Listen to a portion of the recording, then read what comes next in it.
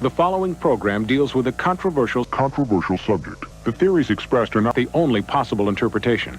The viewer is invited to make a judgment based on all available information.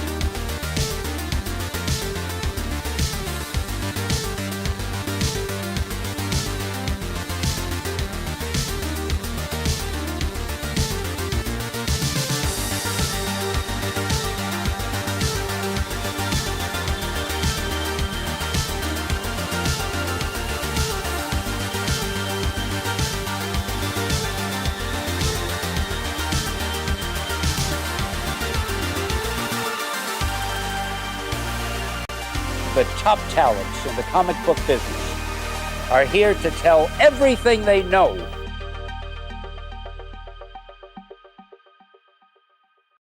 Ladies and gentlemen, welcome to another Tuesday night with these two gentlemen, longtime LCS owners, longtime industry vets. I enjoy doing this show every week with them. It's my favorite day of the week to do these live shows because not only did I get to hang out with them, one of who is my mentor in a lot of this stuff, OG Jesse James. Shout out to Jesse. And yeah, I get to play the kind of guy who gets to get introduced to a lot of these guys for the first time, a lot of these industry vets for the first time. And the funny thing about this show is that's not happening. I know Ross Richie. You know how I know Ross Richie? I know Ross Richie because shout out to the old school Flipside days. Ross was one of the first people I interviewed on Flipside. I produced this. I interviewed it. Wow. Interviewed Ross. I edited it. I did everything on it. It was one of my first shows that I remember really being proud of. I remember when you used to film in that, and all your roommates would just wander in the back, and I just always expected that you were going to get jumped by robbers coming in through your back door. It was Brian. Look behind you. Look behind you. There's somebody just snuck in your back door. It was good times, and I'll be honest, those were great times.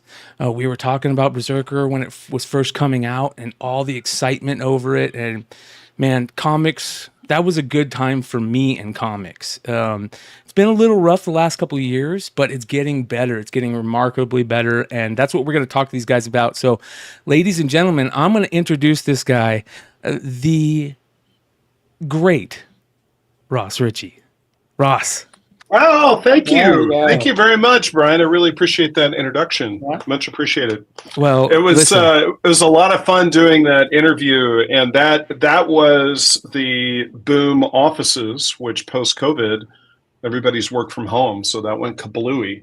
Yeah. So that was your peak at the actual Boom offices. So collect them all. Yeah, but I love doing that interview. That was a blast. It's always great talking to you. The other thing is you terrified me when you said that one of these people was your mentor, and I had great relief to find out that it was Jesse. So that was kind of a gut-wrenching moment. And so anyway, Dennis, this is the first of many comments I'll be making in the next hour. I have thick skin if you haven't figured it out yet. Good. Oh, by the way, I'm expecting to get ribbed for my background here. My wife is a screenwriter, and so she's worked on The Tick, and I know what you did last summer, the TV shows. Wait, Tick cartoon or live action? Live action. Yeah, the last go round on Amazon. I got a funny story about that before we go on.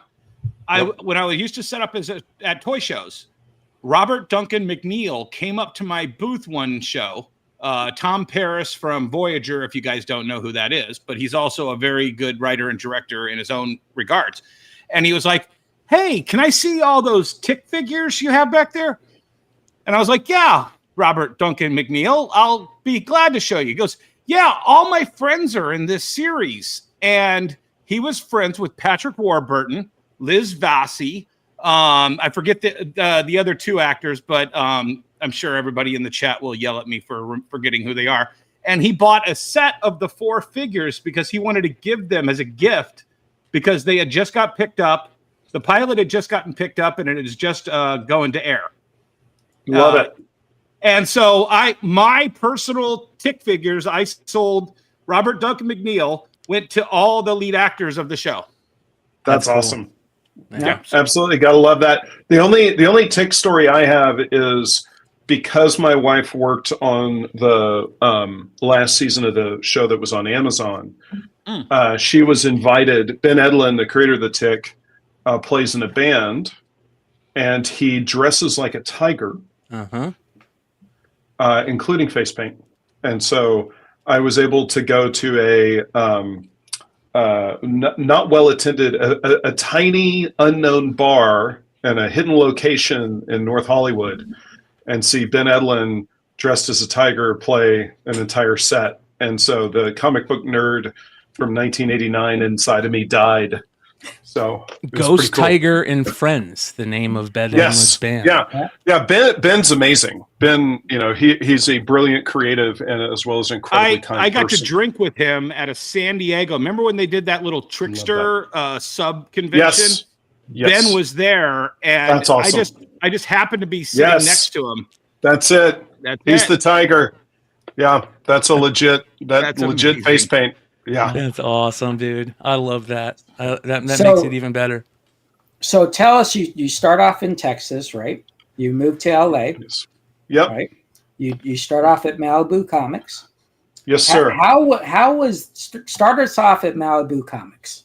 Actually, I want to start because hold on, Jesse. Can we roll it back a little bit further? What was your first comic book? So my first comic was Fantastic Four 178, which is Roy Thomas writing and George Perez drawing. And when George was given his terminal diagnosis, he made a trip to Los Angeles, and the folks that he knew in LA and was close with, that we were all notified, and we went over to somebody's house and saw him. We thought he might have a chance of coming back, but it turned out to be his last trip to LA. But I actually brought that book and had him sign it for me. So, and he kind of blew me away because he looked at me wistfully and he said, "You were my last publisher." Wow. Which I hadn't realized. Wow. So, it was a powerful moment. But so Fantastic Four 178, and then there was Cap. I can't remember if it was 206 or 208, but it was the Kirby second go around post Mad Bomb saga. And that book frightened me. And there was something about Kirby, the Royer inks.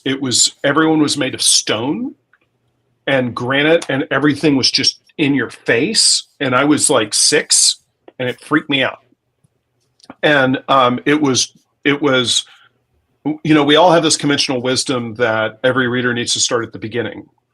And 178 in the FF is like part 5 of an 8-part saga, and it has the Frightful Five in it and Counter Earth. And there's a guy that's just like Reed Richards, but his name is the Brute. When the Brute looks just like the Hulk, but he's purple. I mean, it's a terrible place to step in. None of us would hand it to a first-time reader, and I loved it. And I completely could follow everything, and I totally understood what was going on. And I was completely hooked, and I have a very distinct memory in the backseat of my parents' car looking at the number 178 on the cover and thinking, if that means there's 177 before this, I have to read all of them. And so that's an important thing to realize is how we perceive our first issue and our goal as collectors or readers. And now a lot of publishers just dismiss that now. What did you have a comic book store that you ended up falling in love with? I mean, we always ask guests on here, other than a place that sells comics, to you, what should a comic book store be? And I'll let you answer that question, but did you have a comic book store that you fell in love with as a kid or a teenager? I didn't have access. So for me, it was the bicycle and the drugstore. And so that was all the way until I was maybe 14. And so it's like from the age of 6 to 14. And so I was buying Frank Miller Daredevils off the rack and having my mind blown. I read the Dark Phoenix saga off the rack. So I was in, and, I bought Crisis off the rack, off of the newsstand. So I was a newsstand kid. And then eventually when I did get to the comic shop, I grew up in San Antonio, Texas. And for the deep cuts folks that know, before the Teenage Mutant Ninja Turtles came out, Antarctic Press was in San Antonio, was founded by Ben Dunn. And crazy thing of all crazy things was my parents were getting acupuncture. And they would come home from having acupuncture and they'd say, our acupuncturist says that his son is really into comics. Well, who's his son?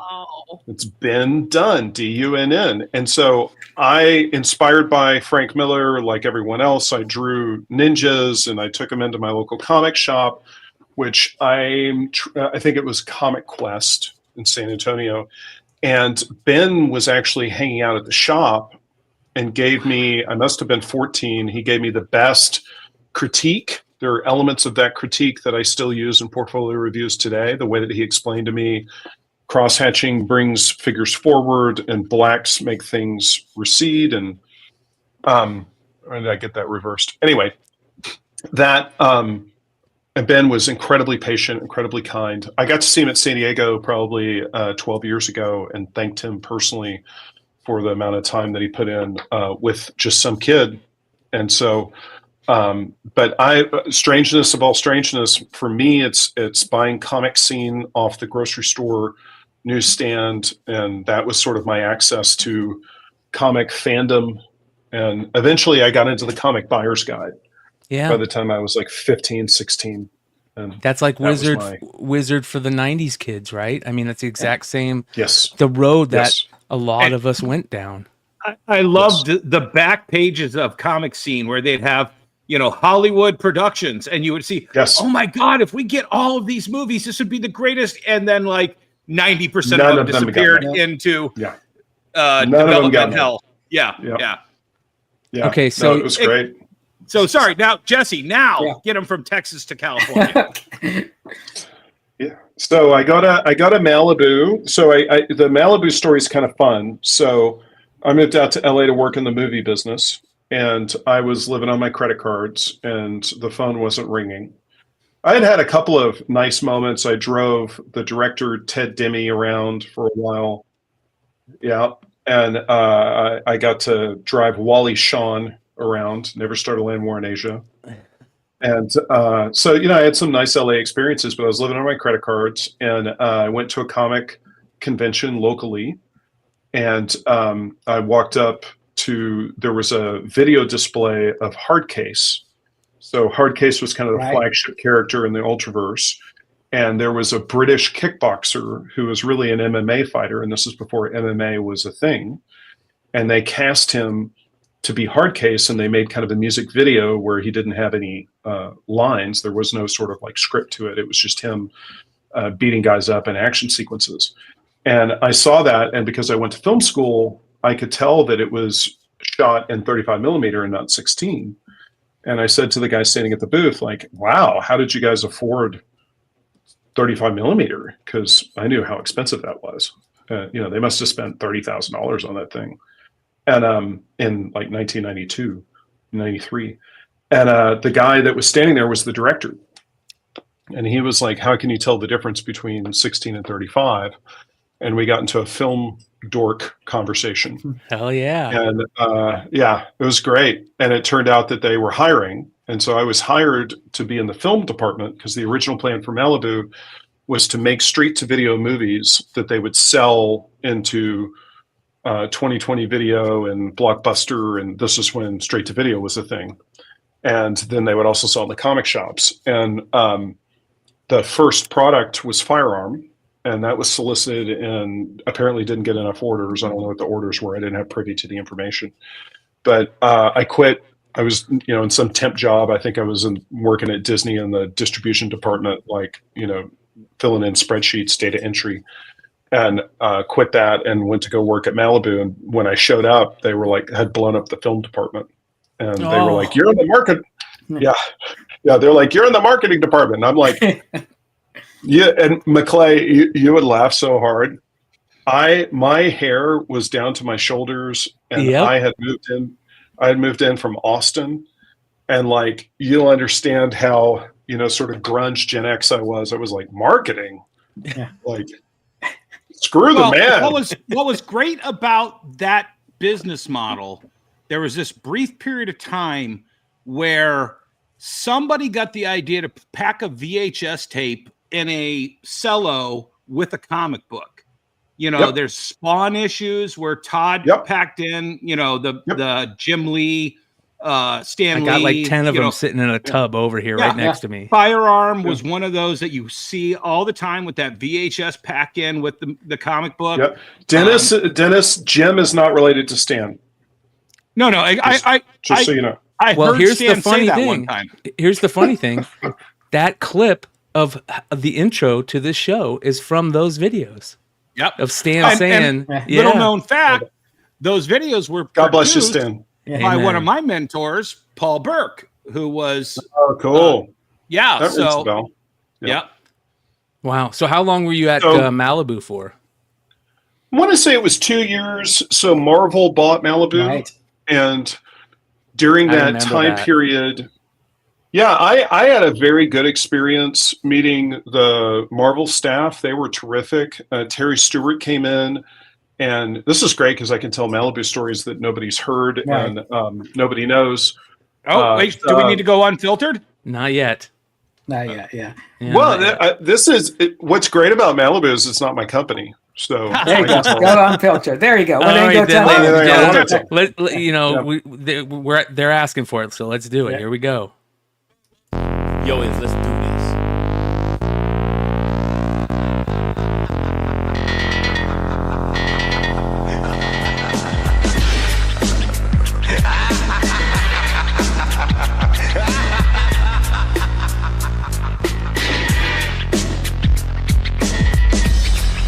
Most valuable commodity I know of is information. Wouldn't you agree? I would agree. do. All right, continue, Ross. I do.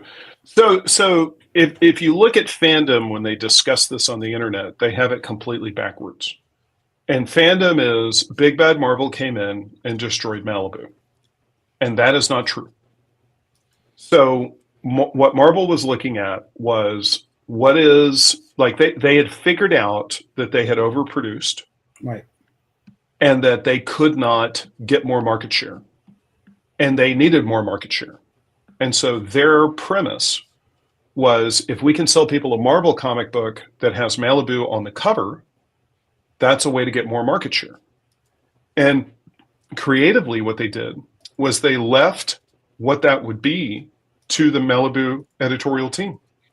And I was there when Terry Stewart was in the room and said to editorial, yep, exactly. That crossover is something Malibu asked for. And the fans are always like, oh, they jammed all these crossovers down Malibu. No. Malibu asked for Warlock. Malibu asked for Thor and Godwheel. Yep. And Terry Stewart said, what do you want? And editorial went, we want this, and this. And everything they asked for, to my memory, the big ones at least, in that meeting, they got. And Terry gave it to them.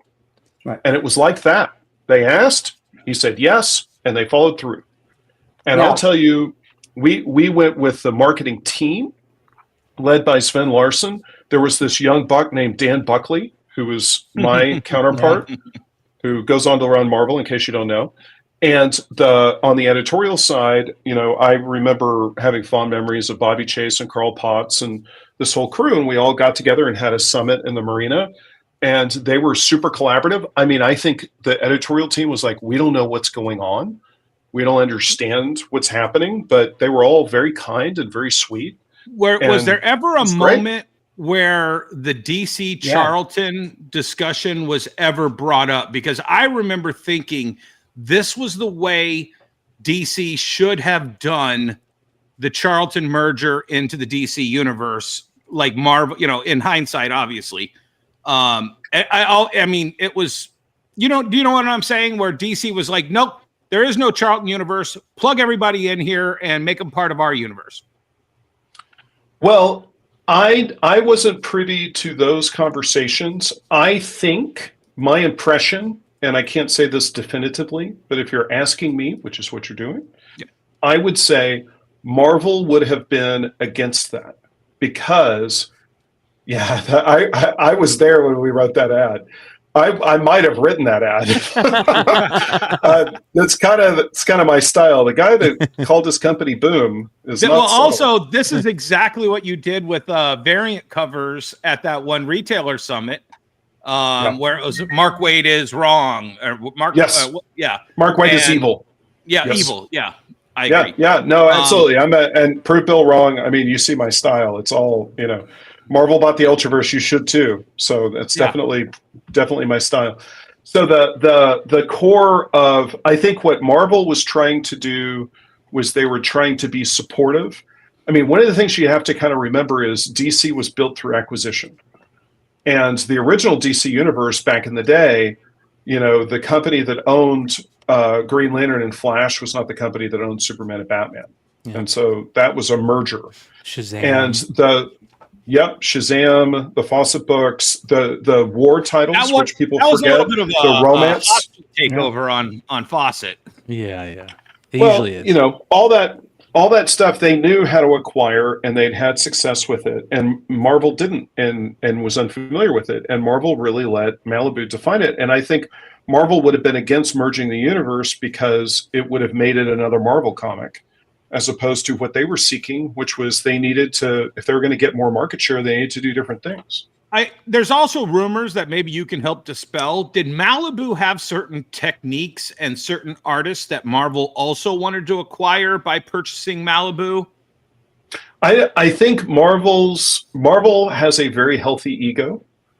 And so I don't think that they would feel like they would have to go to the lengths to buy the company to get the artist. I think they would be like, knock, knock, I'm Marvel. No, you want to work for me. Well, unlike what DC over. did with Jim Lee, like we'll just buy your company and pull you in, right? You know, right. And But Jim's a once a generation talent. You know, the guys that you know from that class, you can count on one hand that are right. You know, and Jim had. I mean, the thing about Homage was it was a going concern. I mean. You look at Gen 13, arguably it's something that he didn't really centrally create the way he did Wildcats, that became a bigger book than Wildcats. And so there was a lot, you know, he had that relationship with Alan Moore. I mean, there was a lot going on. That was a very viable thing to acquire and bring in, and you get Jim Lee with it, and that's a huge deal. Yeah. And by the way, okay, so here's what's interesting, is there is absolutely a one-to-one relationship with they did not get Malibu. And Malibu was originally going to sell to DC. Oh, yep. So, and that became a market share thing, right?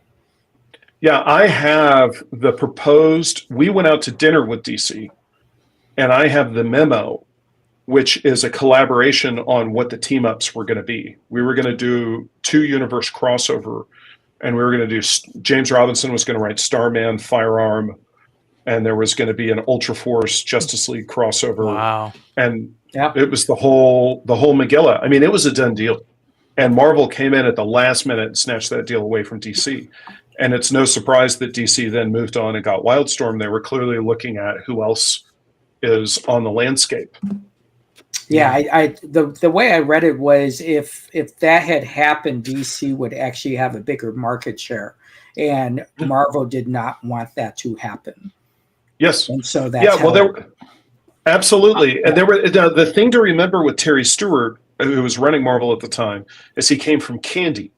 And the way that he thought about retail, like that guy he understood when you go to the cash register, how many spaces are there at a grocery store? How many spaces are there at a 7-Eleven?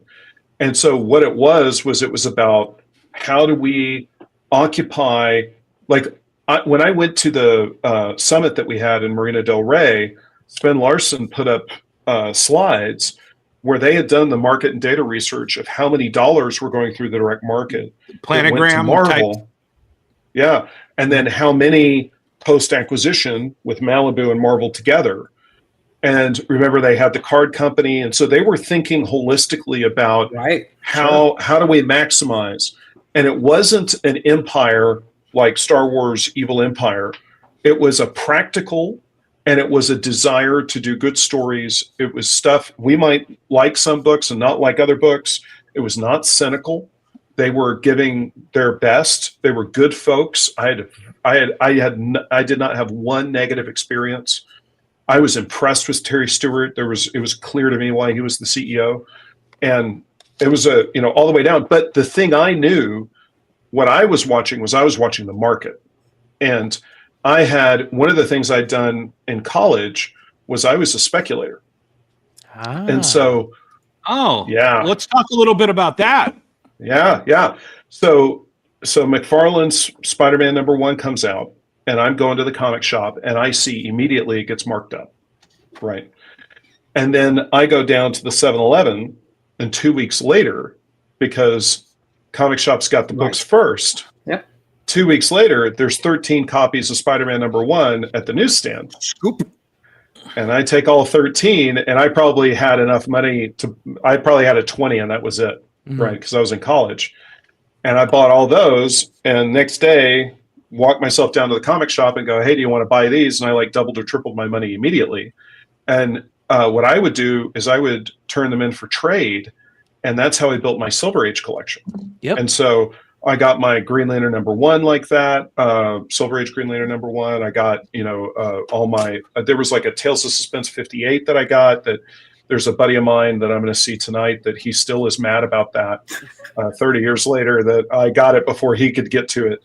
And so, and there was no way for me to buy those books. Those books were inaccessible to me.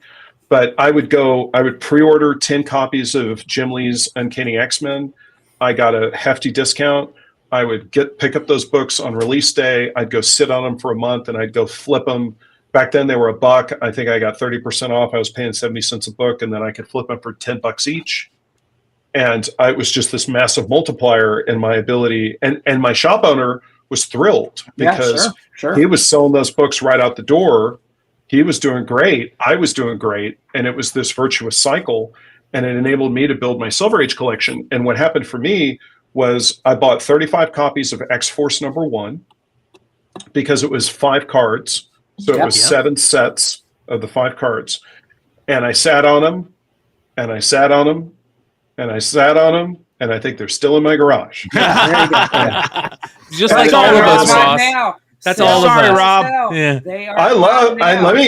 Let me clarify. I listen to Rob's podcast. Oh, it's the best. It's a macho show. So I'm just going to show that I listen to Rob's podcast. I love it. I've recommended it to 3 friends who've all listened to it. This is, I think the creation of Cable and the creation of Deadpool, I mean, what characters have lasted in the past 35 years? I'm a huge fan. So but the X-Force being a bad book to speculate on was because they printed enough for the orders, right? And the demand curve caught up at that juncture. And at that point, I stopped speculating because I was like, like the demand curve has caught up, and there's no longer me being ahead and knowing what's cool before the mainstream. And if you don't have that delta, you can't take advantage. I love that the hate. I love that the hate for the speculators, right? Yeah. It always shows up at some point or another on the channel every once in a while. But ladies and gentlemen, there is a story right there that the speculating bug turned into a publisher of comic books, ladies and gentlemen. Yes. Yeah, well, I tell people all the time that New Mutants 87 was the first book that I had bought off the shelf from a comic book store. Had it in my pull. I was ready to kill New Mutants from my my pull, but then I saw that book and I'm like, oh wait, I'm going to stick around on this book for a while. This is something new. This is something different. And then when I went to college, my freshman year of college, when everybody needs some extra money, I saw it sitting on the shelf for like $85, and I'm like, I have that book. $85. How much will you give me? And so New Mutants 87 was the first book I sold for a huge profit from my collection during college, which started me doing all the other stuff. Yeah, just to show my age, my first spec book was Thor 337.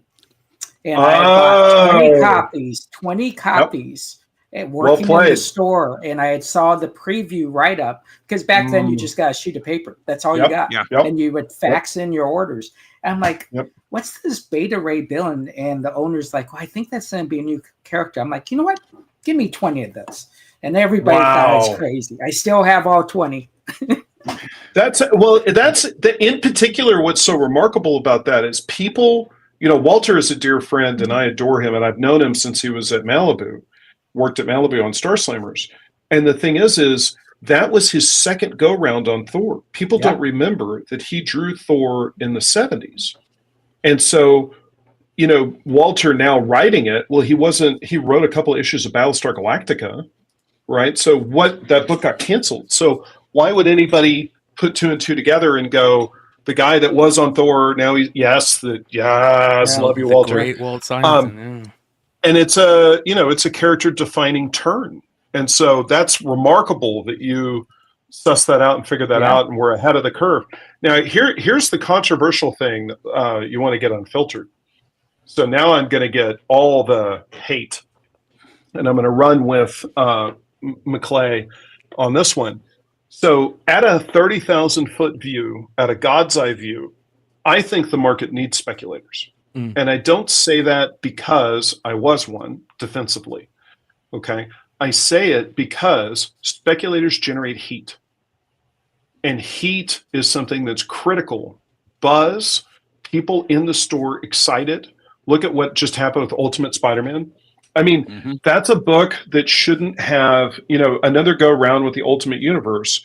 I don't know anybody that was screaming for that. Nobody. Right. And God bless that creative team. They brought it. It's a great book. They, part of what speculators do, like I remember Thor 337 being something that I missed and I couldn't afford because it was a speculator book. Back when it was $5 on the secondary market. Oh my God, I can't pay $5 for that. Yeah, and books were 65 cents. Yeah. And for me, it took me years to get that book. And by the way, I would just like to say my copy is a 9.8 signed by Walter, and wait for it. Shout out to Baltimore Comic Con, signed by John Workman as well, because I am an OG and I know. So, but that drew my attention to that book, like that Mile High ad in the middle of the Marvel books. The expensive ones were the ones that I would be like, oh, I need to find out. They'd say Adams next to it. I was like, well, who's Adams? And that's how I figured out who Neil Adams was, right? And so it's just, you go back to Conan number one. For me, Amazing 252 was my kind of, where I'm like, oh my God, why is this book hot? Yeah. Oh God, black costume. I got to get this. Yep. And the thing is the speculators driving those prices up makes attention to them. Like you were saying, when you see the Mile High ad. So all of a sudden, that's the issue you focus on. And then from there, everything else, centrifugal forces out from there. A perfect example of that is Something is Killing the Children. Something is Killing the Children is a perfect example of a speculator book that is also, like, there's a difference. There's certain speculator books that happen and that they sell for whatever, but it doesn't happen all the time where a speculator book is also really good story, right? So how much of what you do includes that speculator arm, and then, okay, now I got to make it good too. Well, the thing about it is, I think, so I look at Peach Momoko as a good example. It's like Peach's fan base is real, okay? And people love Peach. And the thing is a lot of Peach's audience doesn't go in on Wednesday, right? They come to the book late. And so speculators take advantage of that.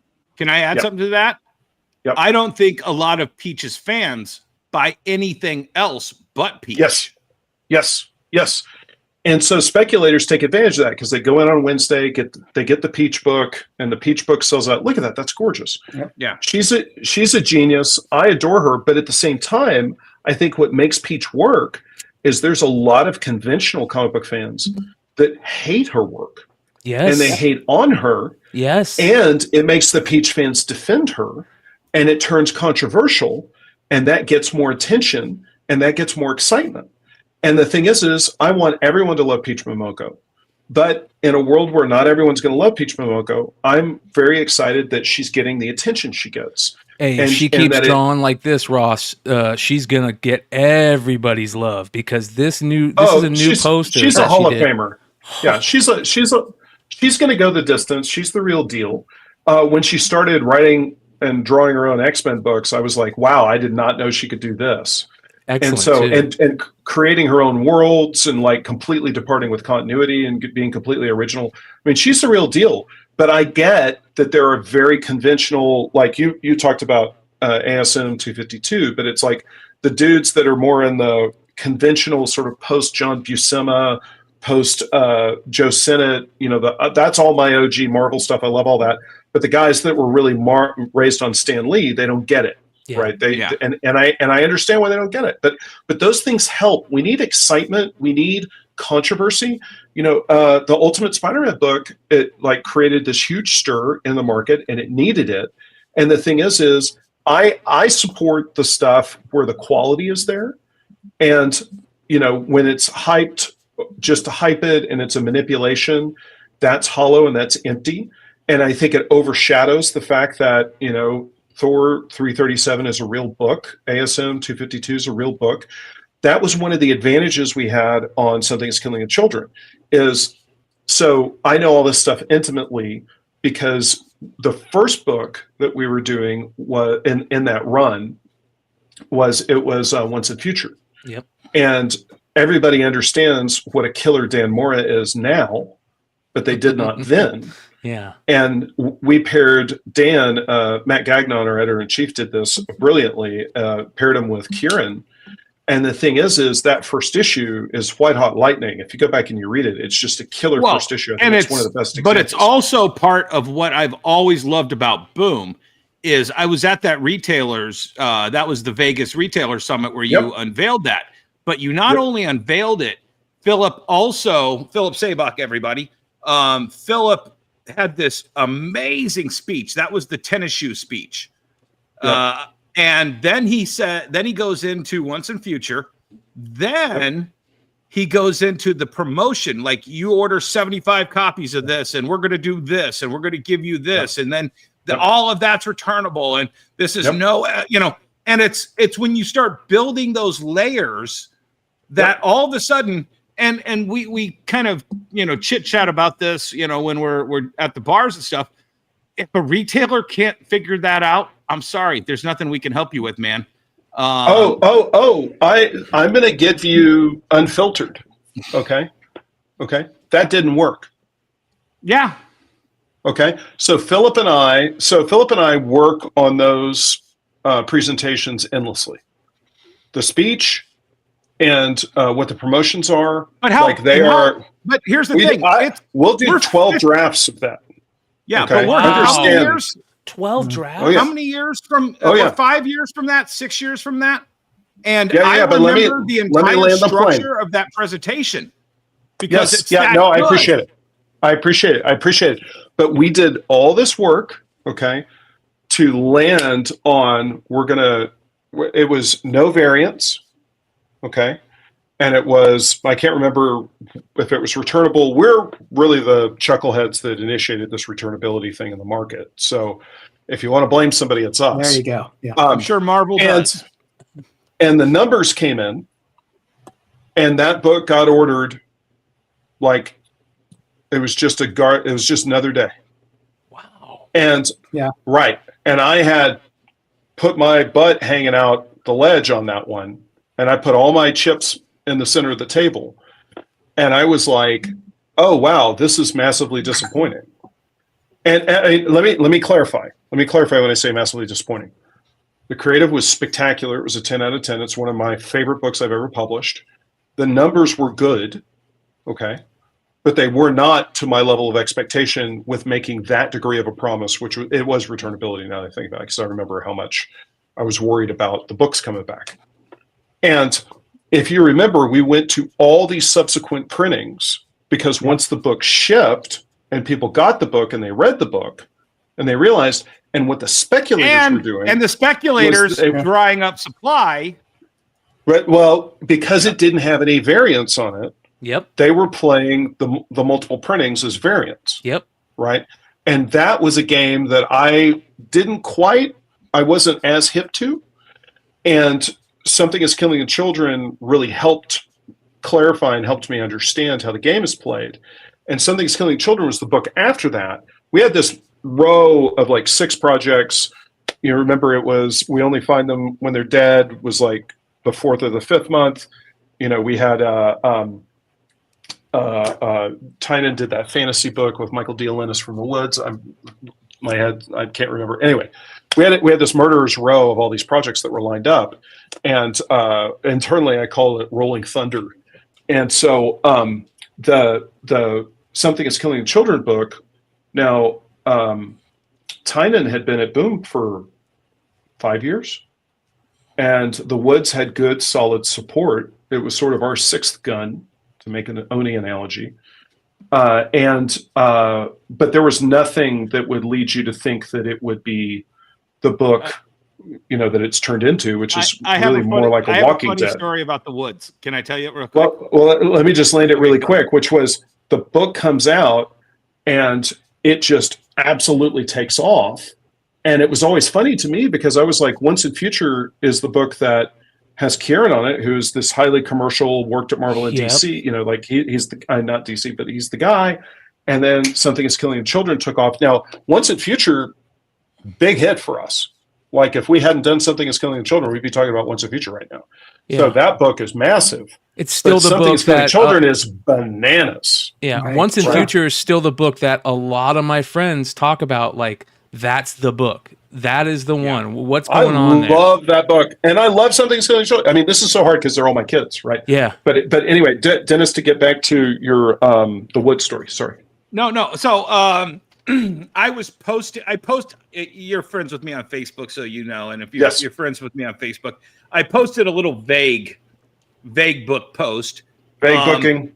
If a tree falls in the woods, and I capitalized woods because there was a comic creator with the last name Woods, who I had some issues with throughout the previous years, and he had a giant release from Image, and I read it, and I was just like, oh my God, this is such a massive bad book.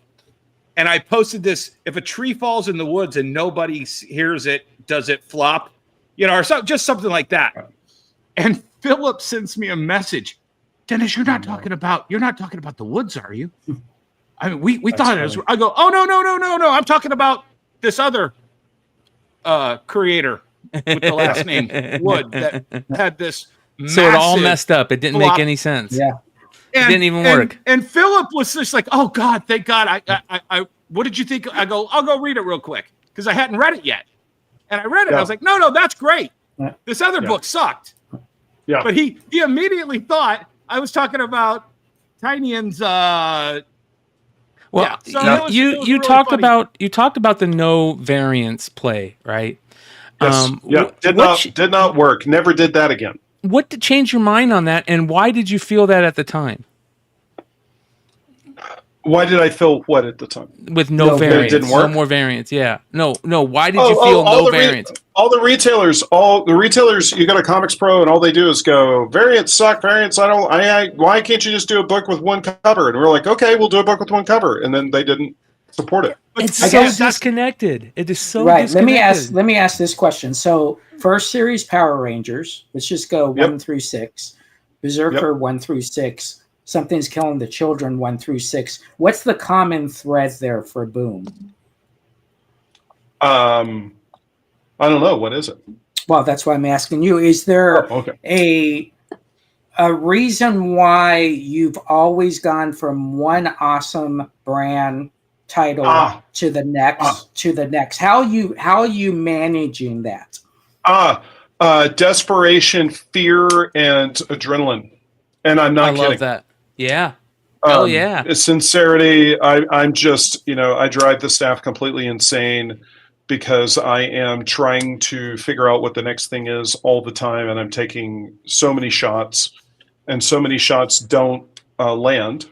Like the Expanse book. 100% of the shots you do not take. You will not take. Yeah.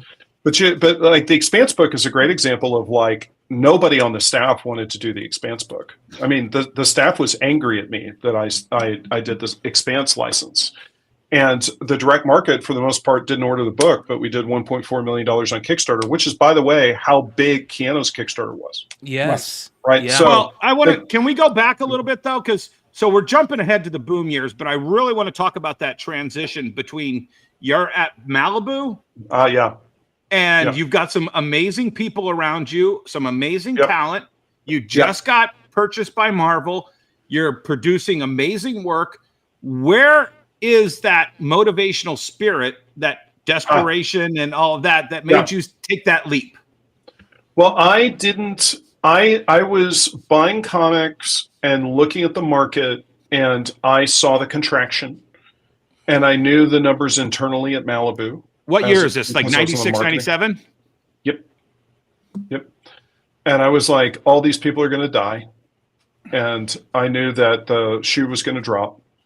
And I had gone out to Los Angeles to work in the movie business. And I had enjoyed this time. I mean, let me just say, I met Howard Chaykin, and we're still friends to this day. And my favorite, if you like Howard, here's my favorite How I Met Howard Chaykin story, just in case he's forgotten. My boss was supposed to interview Howard for a video that we would play at our booth. And my boss, because Howard was working as a TV writer, he was working from Monday through Friday, and so he couldn't come in during work hours. My boss didn't want to come on the weekend. And I was a fanboy, and I'd been at Malibu 2 weeks, and he asked me. This is probably if I like wanted the to interview Teen him. Knight Rider era of Howard Chaykin's TV career. You have to ask him. But anyway, I'm interviewing Howard. I'm of course a huge fan, and he ends one of his answers with, "And I always make sure I'm the best dressed guy in the room." And while he's on camera, I just let him hang for a second, and then I go, "So what happened?" And Howard goes, "Oh, so you're that guy, are you? Okay, good." And we were fast friends after that. But I got to know Barry Windsor Smith, and I got to go have sushi with Barry on Melrose Avenue, and Walter Simonson, and these just legend after legend. I'll never forget going out to New York City when it was had the 13th snowstorm of the year, and it was snowed under, and there was no cars, and Kevin McGuire giving me a foot tour of Manhattan. I mean, I just had these seminal experiences, but I just thought everything is going to implode and get destroyed because the market is going in a completely different direction. And I moved out to LA to work in the movie business. And so I had a friend who got me an opportunity. First of all, let's all laugh because I became a script reader. And so if you want to know what a script reader is, nobody in Hollywood has time to read a script. So there's a guy that makes a book report, and he makes it in 2 pages. And that was my job, which was to read scripts and write them up all day. And I started at Trimark, which is the home of Leprechaun. Nice. And then I got an in to the William Morris Agency, and I ended up becoming Arnold Schwarzenegger's reader. Wow. So that was fun. And then I was aging at this point. I had optioned some material like Matt Wagner's comic book Mage, and had set it up as a producer.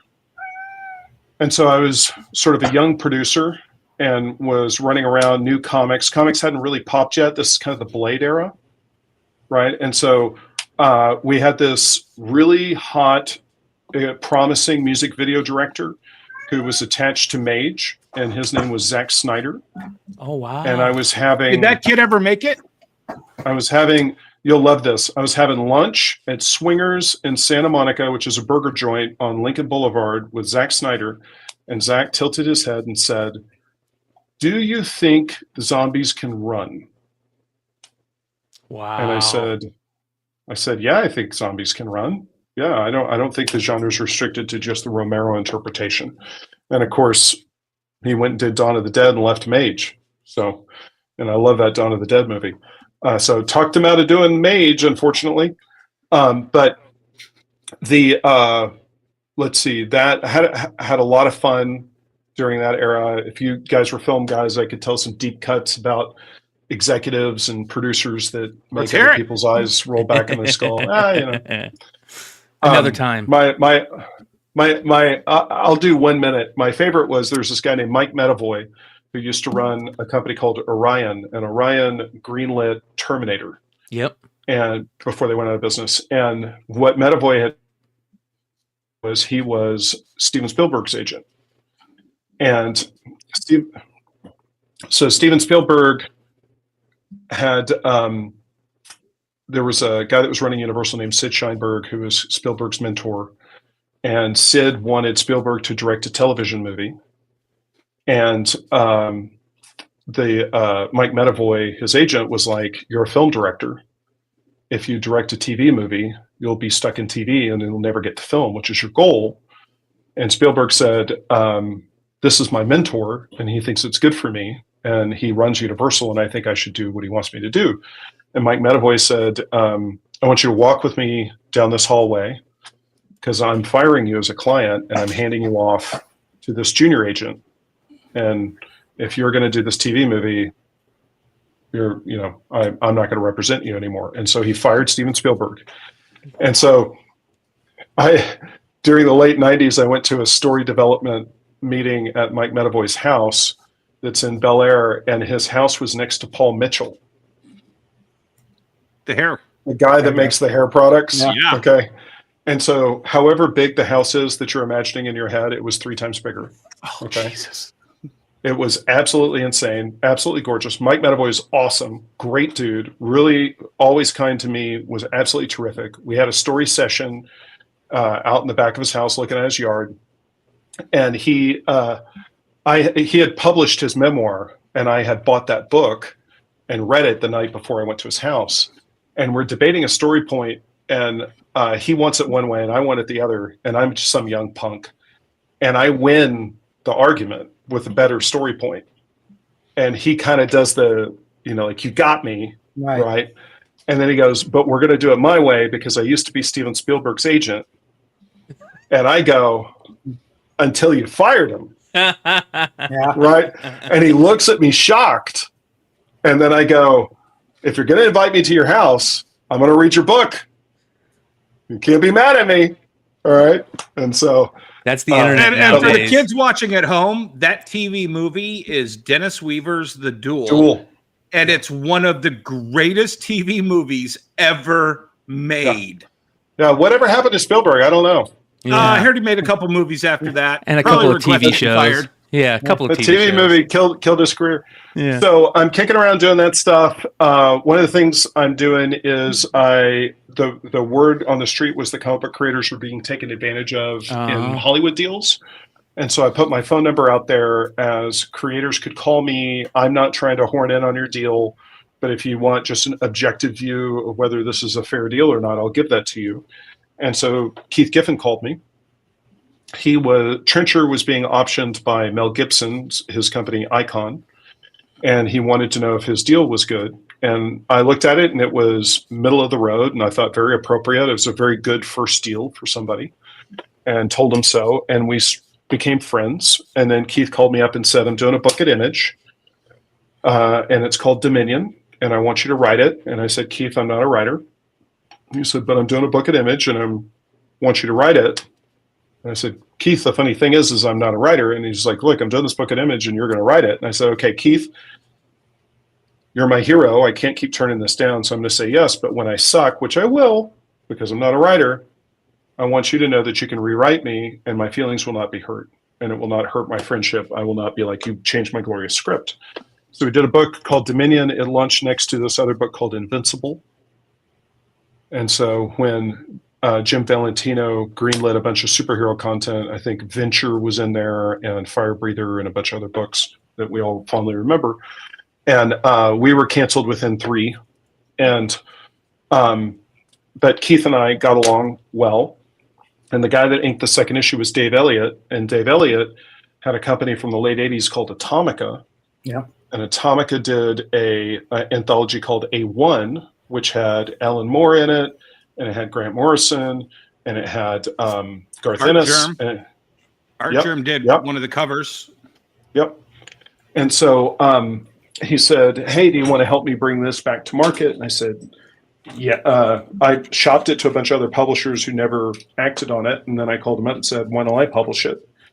Because both my parents were entrepreneurs, and I knew, yep, that's it. That's the redo that we did at Boom. That's not the Image series. Yep, this is the redo you did at Boom. I thought you were getting into that story, so. Sorry. So then what happened, that's up there, the Amazon link, was the Image book. So so going from the Image book to Atomica, and so I helped bring Atomica back. Oh, yeah. And the deal I had at Atomica was that Dave Elliott was partnered with Gary Leach, and Gary Leach was the artist on Miracle Man and co-creator of Miracle Man. And so it was a thrill to meet him and work with him, and he's a great dude. He was a great dude. He's passed away, unfortunately. But they were going to bring back stuff, and then I could do whatever I wanted under the Atomica banner. And so I called Keith, and I said, why don't you do the Funny Justice League, but let's not call it the Funny Justice League. Let's call it, instead of the Justice League, let's call it the League Justice. Like, I want to make it so close to the Justice League that everyone knows that it's the Funny Justice League. And Keith was like, that's gross. We're not doing that, but we will do Bwahaha. and you got to talk J.M. DeMatteis into this. And so I called up J.M. DeMatteis, and I was like, I don't have any money, but we can do something really cool. And J.M. DeMatteis signed on, and we did a book called Hero Squared at Atomica. And I did a one-shot, and it sold, or at least good enough for me. And that really worked. And then when Atomica broke up, basically Keith Giffen came to town for a convention and told me, you need to start your own publishing company. And so we spun Hero Squared off into the first series that Boom did, and did a book called Zombie Tales. You know, the joke, Walking Dead was hot. This was before the show. And my joke with Zombie Tales was, guess what it's about? Right. So, and so you could tell the guy that named his company Boom is not known for being subtle. Okay. So that Ross, started Boom. One of the things that I always do when we have creators on here is I always talk about my favorite thing to collect is creator first, right? Like I'm the guy that went to go look for, the first time Frank Miller did Daredevil, and Peter Parker and Spectacular Spider-Man. I'm looking for Spider-Man. 28? Yeah, I'm is looking it 27 or is it 28? It's 26, I think. But I could be wrong. Yeah, it's earlier than that. I love those things. Like when creators write in, J. Scott Campbell sent in a little image to Savage Dragon. So we just added Ross Richie to the list, ladies and gentlemen. First work, Dominion number 1, right, from Image, which is this book, right? That's it. Yep, that's right. Ladies and gentlemen, you guys can see this list. It is linked below. It's a living list. If you guys ever want to add to it, you can comment on it. Failed comic book writer, Ross Richie. So before we end on this story, what was the first Boom book? Was it Hero Squared? Yes. Yeah. There we go. Ladies and gentlemen, that's how the creators first year list was that? works. That was 2000 or 05? I want to say it's 05. Yeah, because I remember I wasn't open yet for the first issue, but I remember I was a brand new store in March of 05. And when you and I were talking one time, Zombie Tales, I was all over because I want to say that came out April, May of 05, and I loved it, and it sold really well in my store. That was before I knew you, really. Yep. That's right. That's cool. That's right.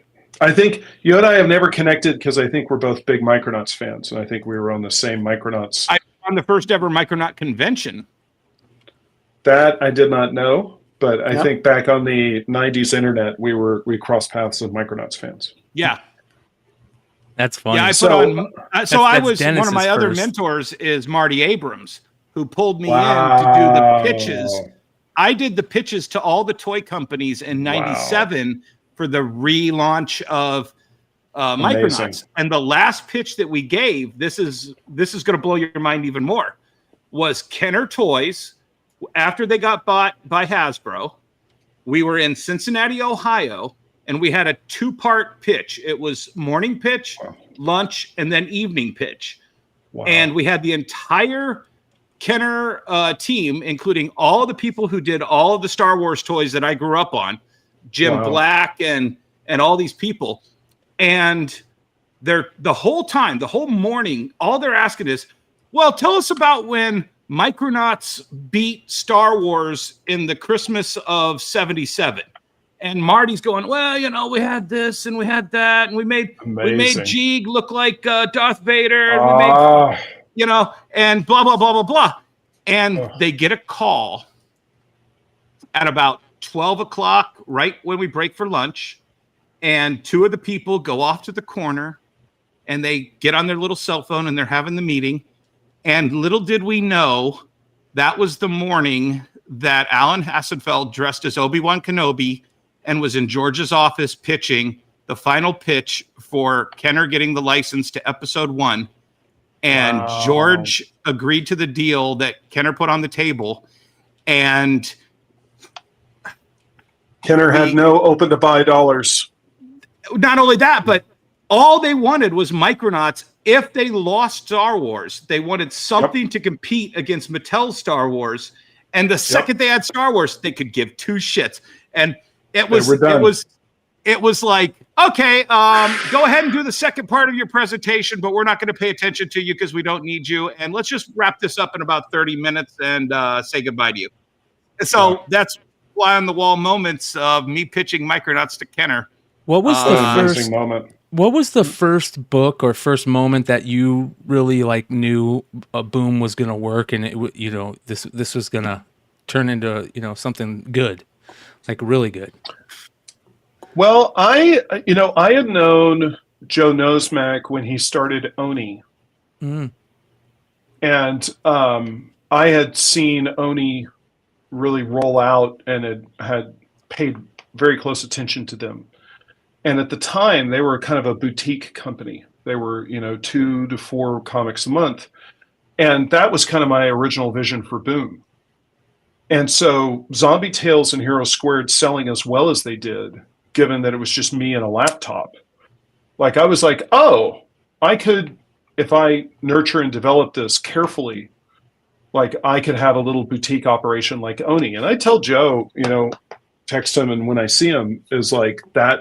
You're my inspiration, because Whiteout, that was a real seminal book for me. I remember that genre. Like McClay, if you tilt, it's like if you took Whiteout, if you I've forgotten the name of some of the more indie stuff that Oni did that was like, anyway, the more Portland indie stuff was over here, but Whiteout was pretty mainstream. If you take Whiteout and you do it in color and you sort of do an offshoot, it's very much a Boom book. Like that was a major influence on me.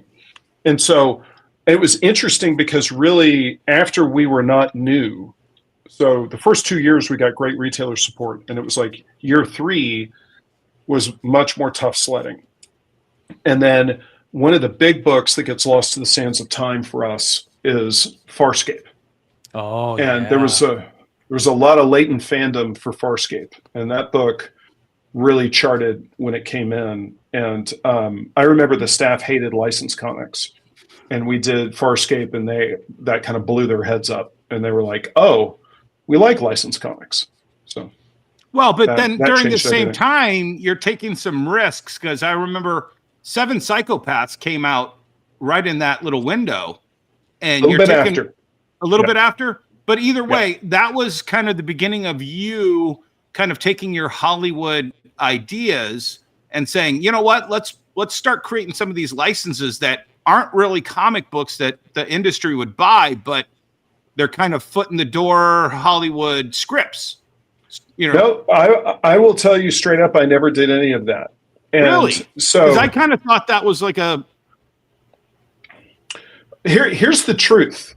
So we're going to go no filter. Okay? Yeah. Boom was my escape hatch from Hollywood. That makes and sense. I did it at exactly the wrong time. I mean, really. And what would happen is all those guys that I knew, because I'd run around with Matt Wagner's Mage and I'd been to Mike Medavoy's house and I'd done all the pitches and everything, they all went down to Meltdown on Sunset, and they bought those Boom books and opened them up, saw my name, and called me. Oh. Right? And all of a sudden, all the Boom stuff was optioning, and everybody on the internet was, oh, they're movie pitches. I'm like, no, I'm trying to get out of Hollywood. Right. Right? And here's the thing. You're like Michael Corleone.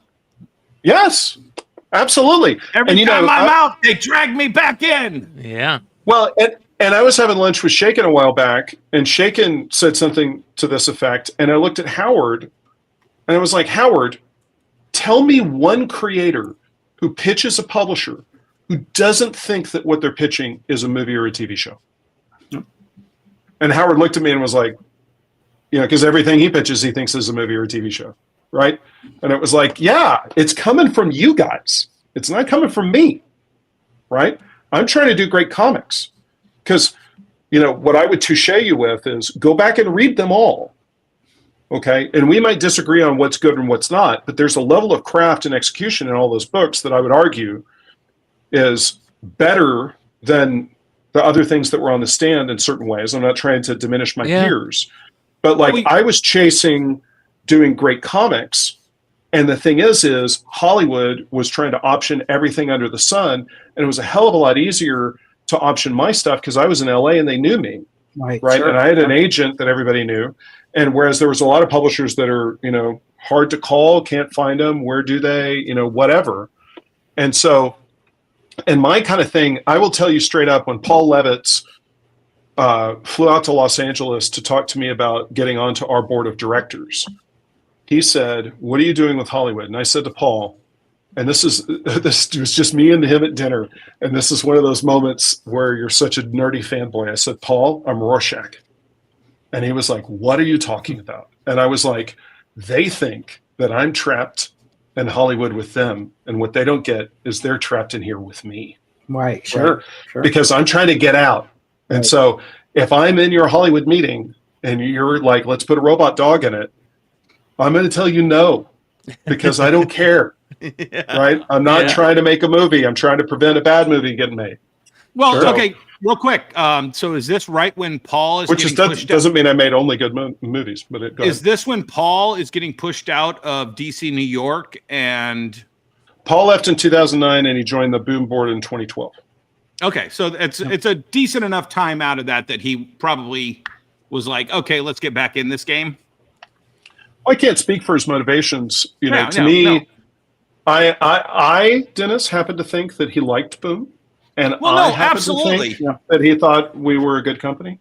Yeah, and it wasn't that he was at home knitting and looking for a pet project. So, but so the question is, you briefly talked about retailers. So let's jump into retailers. Handshaking retailers at the beginning, right? Great relationships, handshakes across the board was kind of your first time I met you. Handshakes across the board, pictures, welcome to Boom. At what point does Boom say we're publishers, we're for the retailers, but in this day and age, how has that changed? Is it harder? Is it easier? Where are you at with retailers as far as relationships go and how they affect the community for sales? Well, look, I think, I think what the direct market doesn't understand, the publishers don't understand, the retailers don't understand, is they're in it together. And they look at it, and adversarial is too strong of a word, but there's not enough empathy and cooperation between the two parties. And, I know publishers will be uncooperative, but I also know retailers will be uncooperative. Yeah. And so if you take out the distribution fee, which is small, the people who get paid on every sale of every comic book is the publisher and the retailer. And, it's a nearly equal share. It's far more on par than the distribution share. And so that cooperation, I always longed for it to be tighter and more professional and more hand in glove. And I think at the end of the day, that what the different parties are in the business for are different reasons. And so there's a lot of retailers that they just love comics. And so they're not in the business necessarily to do business. And there's a lot of publishers that are in it because they love comics. And they're not necessarily looking at it as a business. And so it's hard to get all these people aligned. So I think what I learned was to listen and to really parse. And it's really so here's the market, and the market speaks for itself. Examples of that, you're having Nikki on tonight, right? Mm-hmm. Yeah. So you could take a screenshot of this, because this is probably the first time publicly I'm ever going to say anything positive about Nick Barrucci. Love you, Nikki. But the thing is, I'm just teasing you. But the thing is that Thundercats book is like exactly what the market needed. And that cover was white hot lightning, and the execution, and like that book was like a bullseye, right? We need hits. We need exciting things that get the zeitgeist right. But as a publisher, if you go talk to the retailers, they might tell you what their localized view is, but it might not work nationally. So you kind of have to listen to the note underneath the note. You need to kind of get in, like, there's this chatter here, but what's going on down here? Yeah. Right. Like The Nikki trenches. did a bunch of Disney books that were really, really good, and they sold better than my Disney books. Okay. And the thing is there's probably, you could probably go talk to retailers and they would go, oh, we'd love to have Disney books, but they weren't thinking these villain books. They weren't thinking about the execution like that.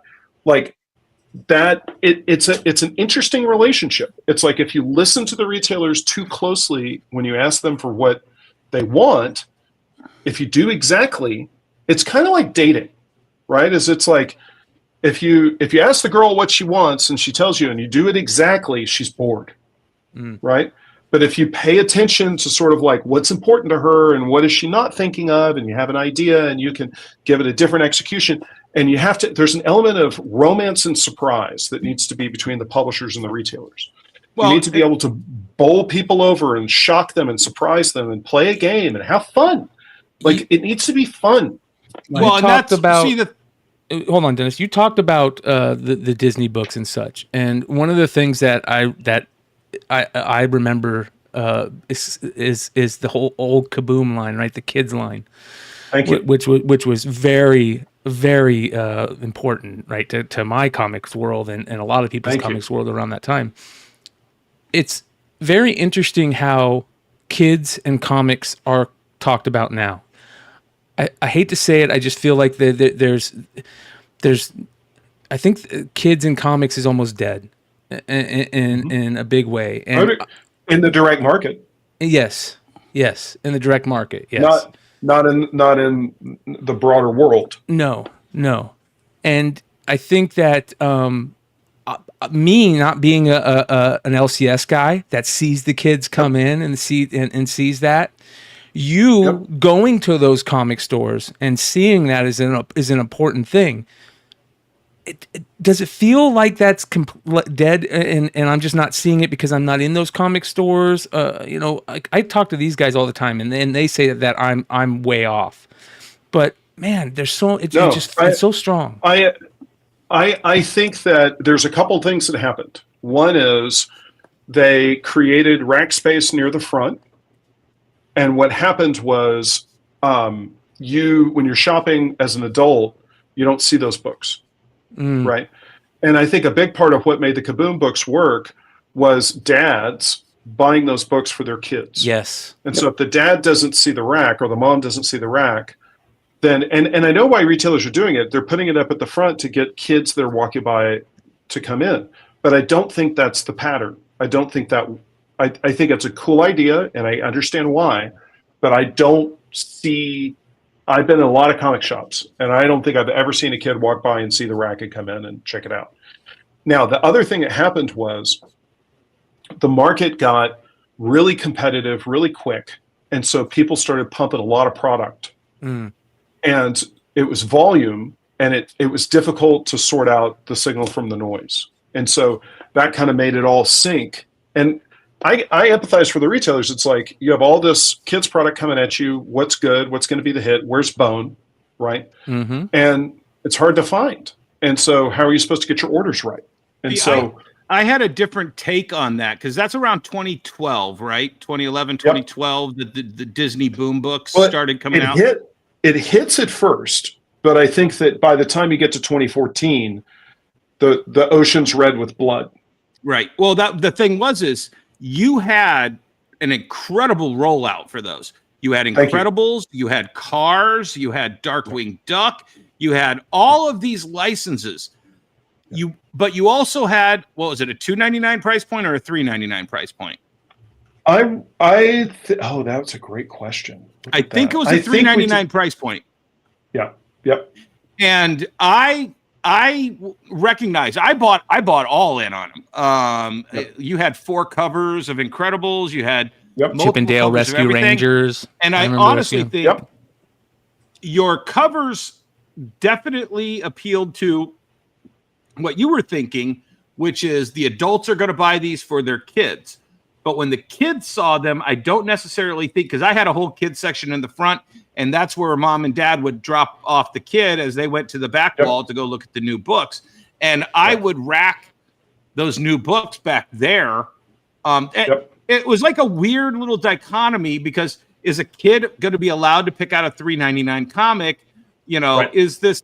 There was just so many things, and at the exact same time you were doing that, DC had their Art Balthazar lines coming out, and Marvel started putting out those the Marvel Kids line, you know, for whatever their cartoon was. And you're right, there was so much blood in the water, but it was all blood at $3.99. And I just and it was appealing to the adult person at that price point. Whereas I think if we had a way to do a $1.99 kids book, we might have been able to grab those guys, Brian, like you were saying. I think we eventually did lose those kids, but I think that's the generation of kids that grew up with the knowledge that there's a comic book store, the knowledge that comic books are on movies that they want to go see.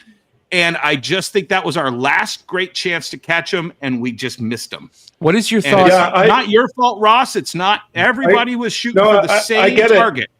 I get it. Look, here's the thing: is on an economic basis, what was coming was the $9.99 graphic novel targeted at kids. Yeah, and it's so thick, it is impossible to be able to manufacture a graphic novel at my economies of scale. I need to be Random House. I need to be Simon and Schuster to be able to pull that off. And that's why they have crushed that world. You know, Scholastic, Captain obviously, Underpants and Dogman and and they've done great. And it's good. I have hats off to them. Hey, Ross, so what would you say Boom's demographics are? What demographics are you targeting? And is there a nutrition rate at all 30 years and below? I have no idea.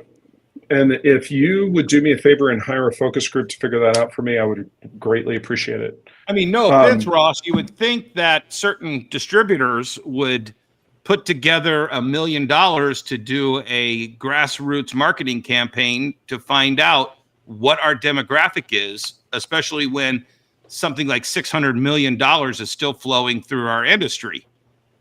But here's the thing is, that's not the distributor's job. And when you work with distributors, here's what distributors' job is, okay? Moving books from here to there is hard, okay? Keeping them all straight is hard, especially with how many variants exist now. It's insane, okay? I'm a part of the problem, okay? So I'm not pointing fingers. Now, warehouse space, our book distributor is Simon & Schuster.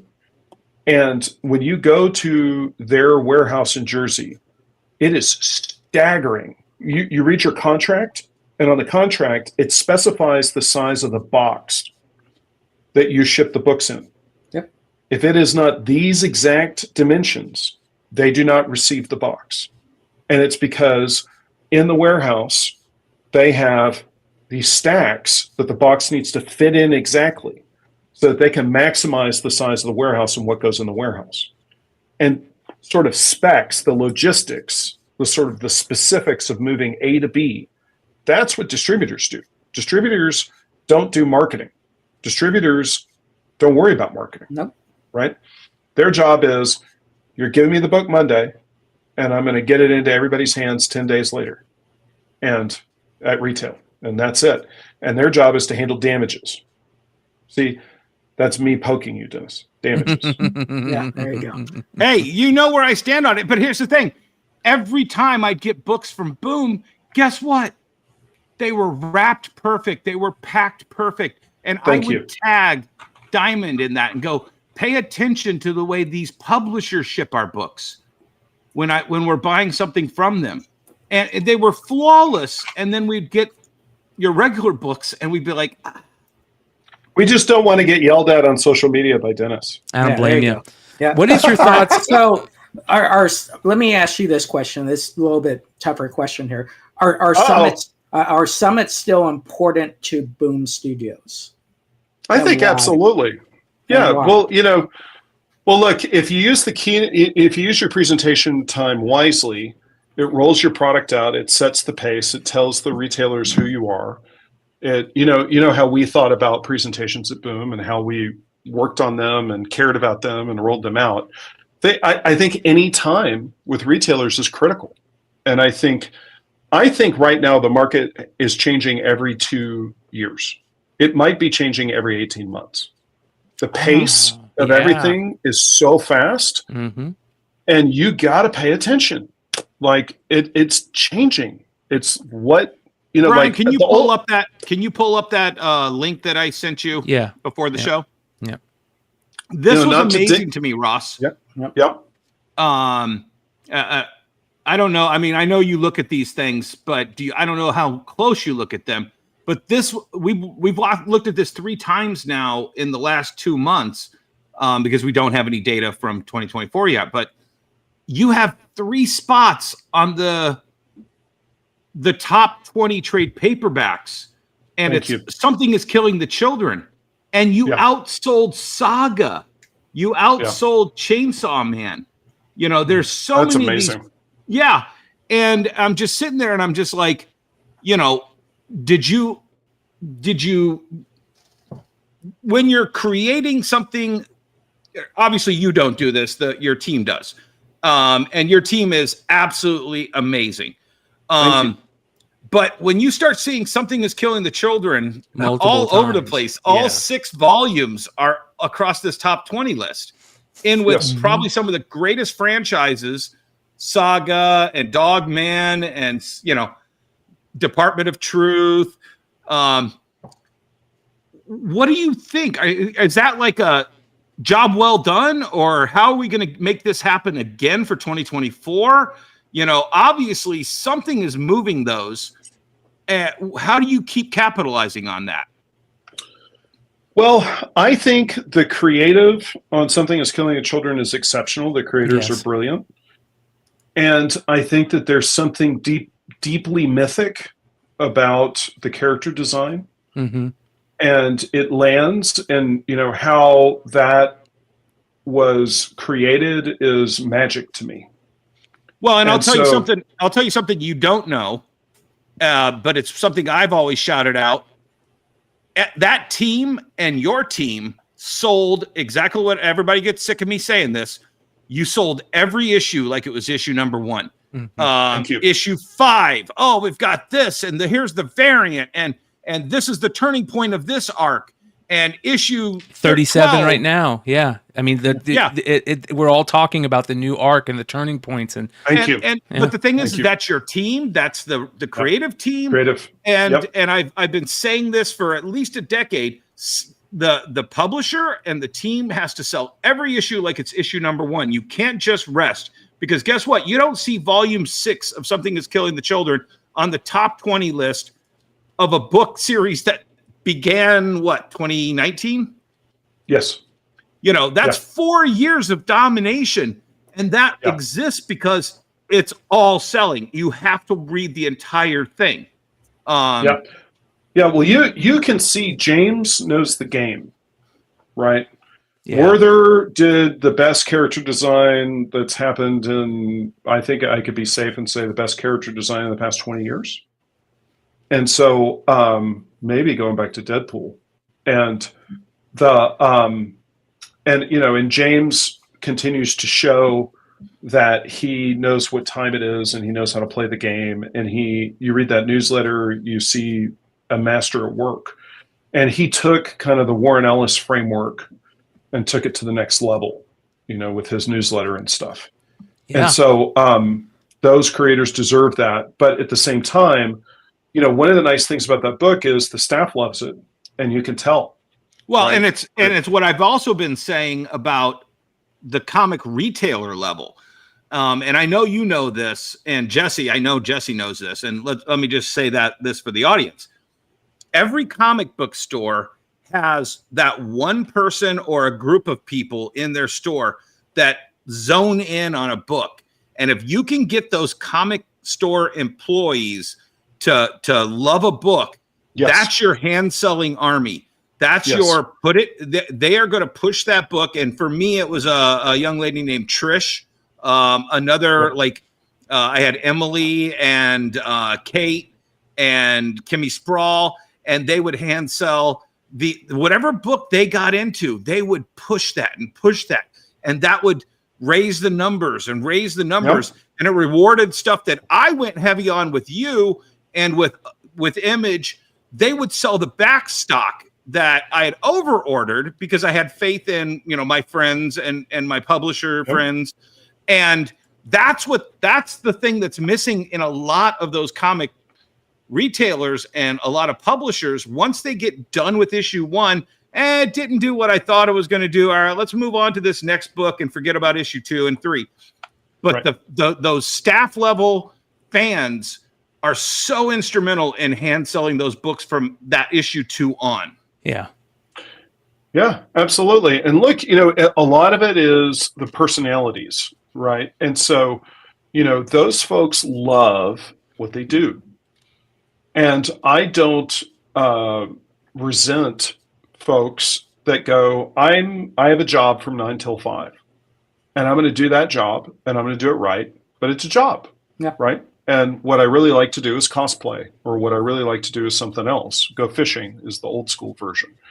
And I don't resent them either, but what you're talking about is you cultivated a passionate group of women that were clearly great at sales, and you supported that.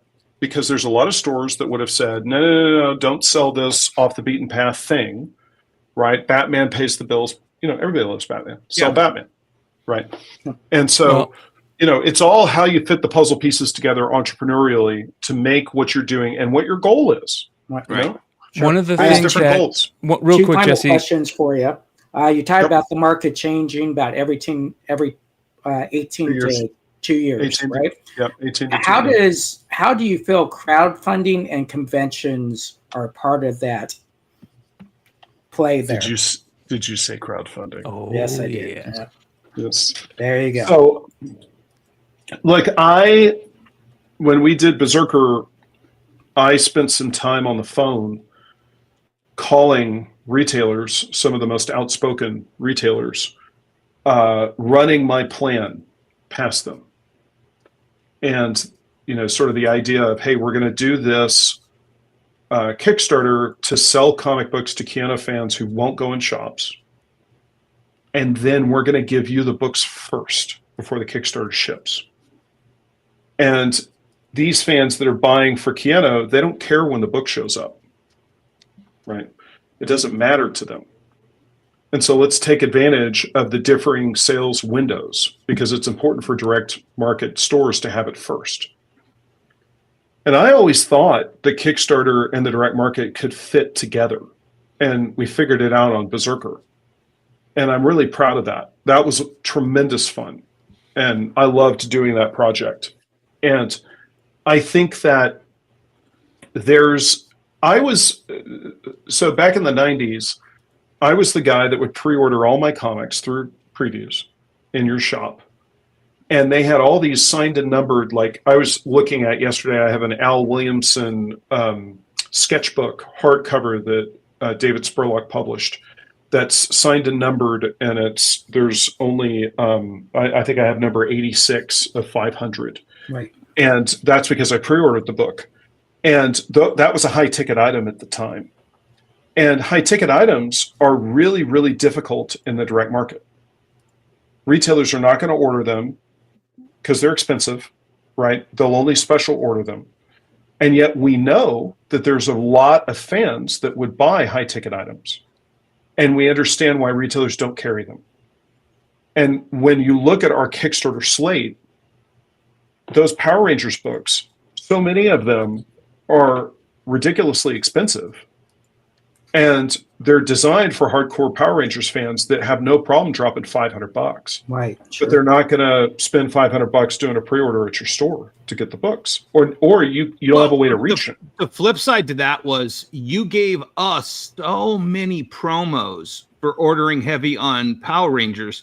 I mean, I literally had at one time 1,000 of those little envelopes and posters, and for that book, I still give those away every free comic book day. I just grab a box, bring them out. The kids still love them. It's still Power Rangers. It's an evergreen.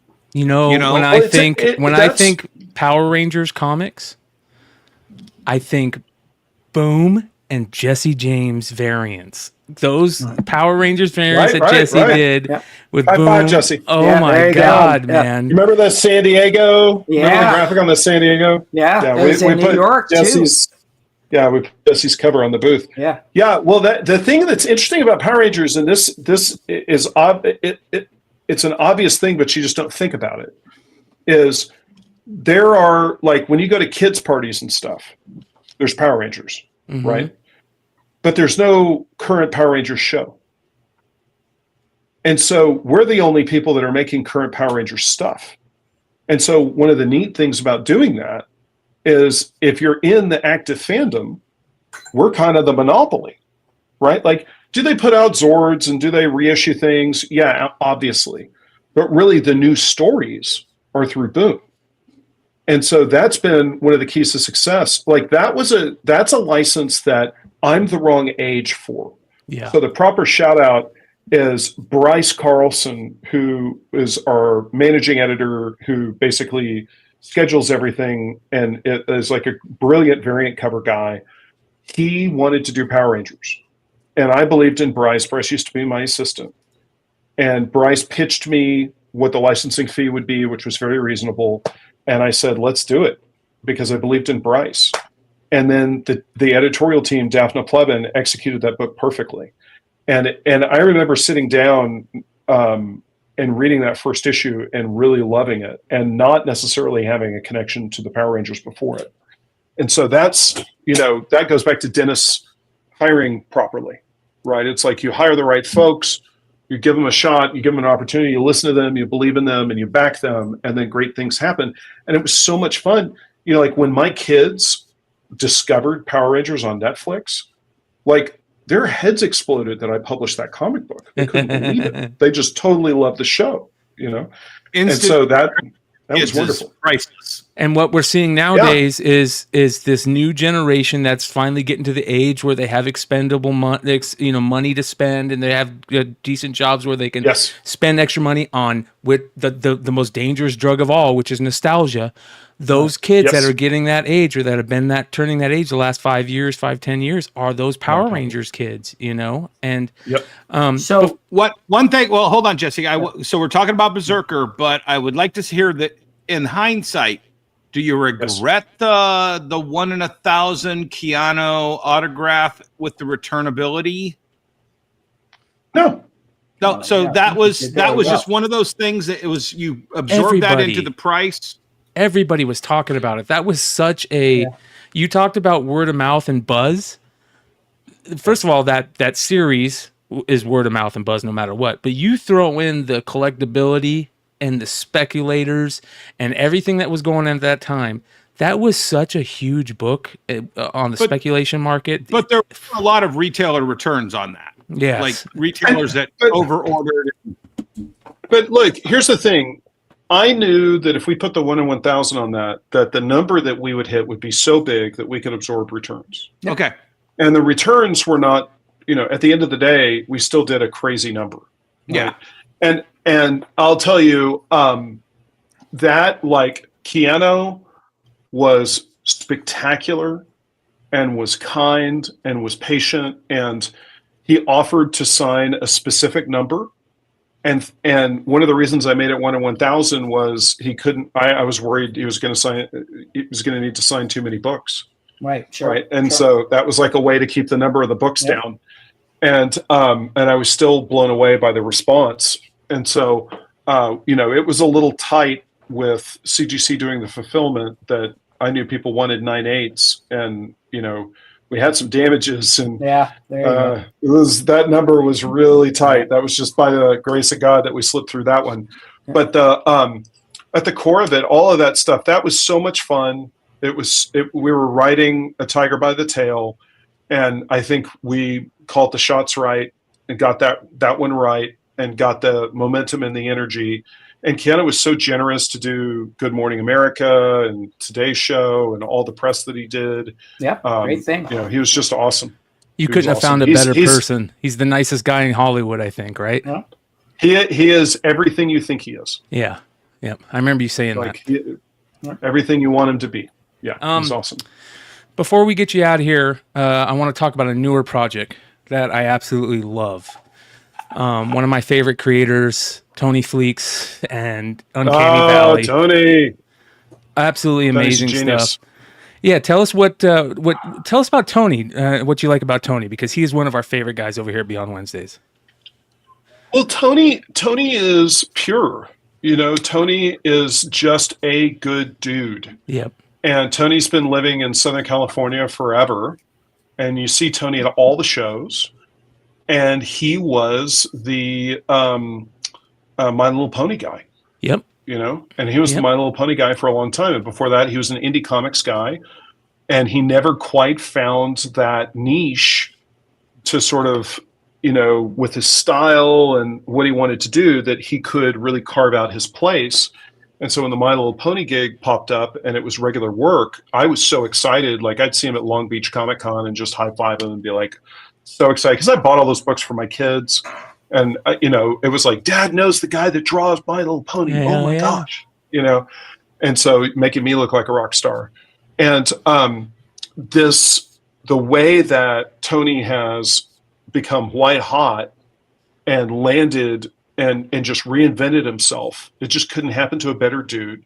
Yeah. I'm so happy. I'm so excited. I think his future is really bright.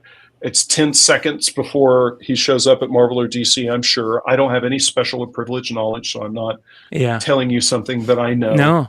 He's the hardest working man. He's one of the hardest working men in comics right now. I mean, I think he's got like 4 or 5 books that is coming out on a regular basis. And like you said, and they're good. And they're good. Yes. And they're good. Look, what always happens is a creator has a hit, right? And you're like, oh, this guy's so talented.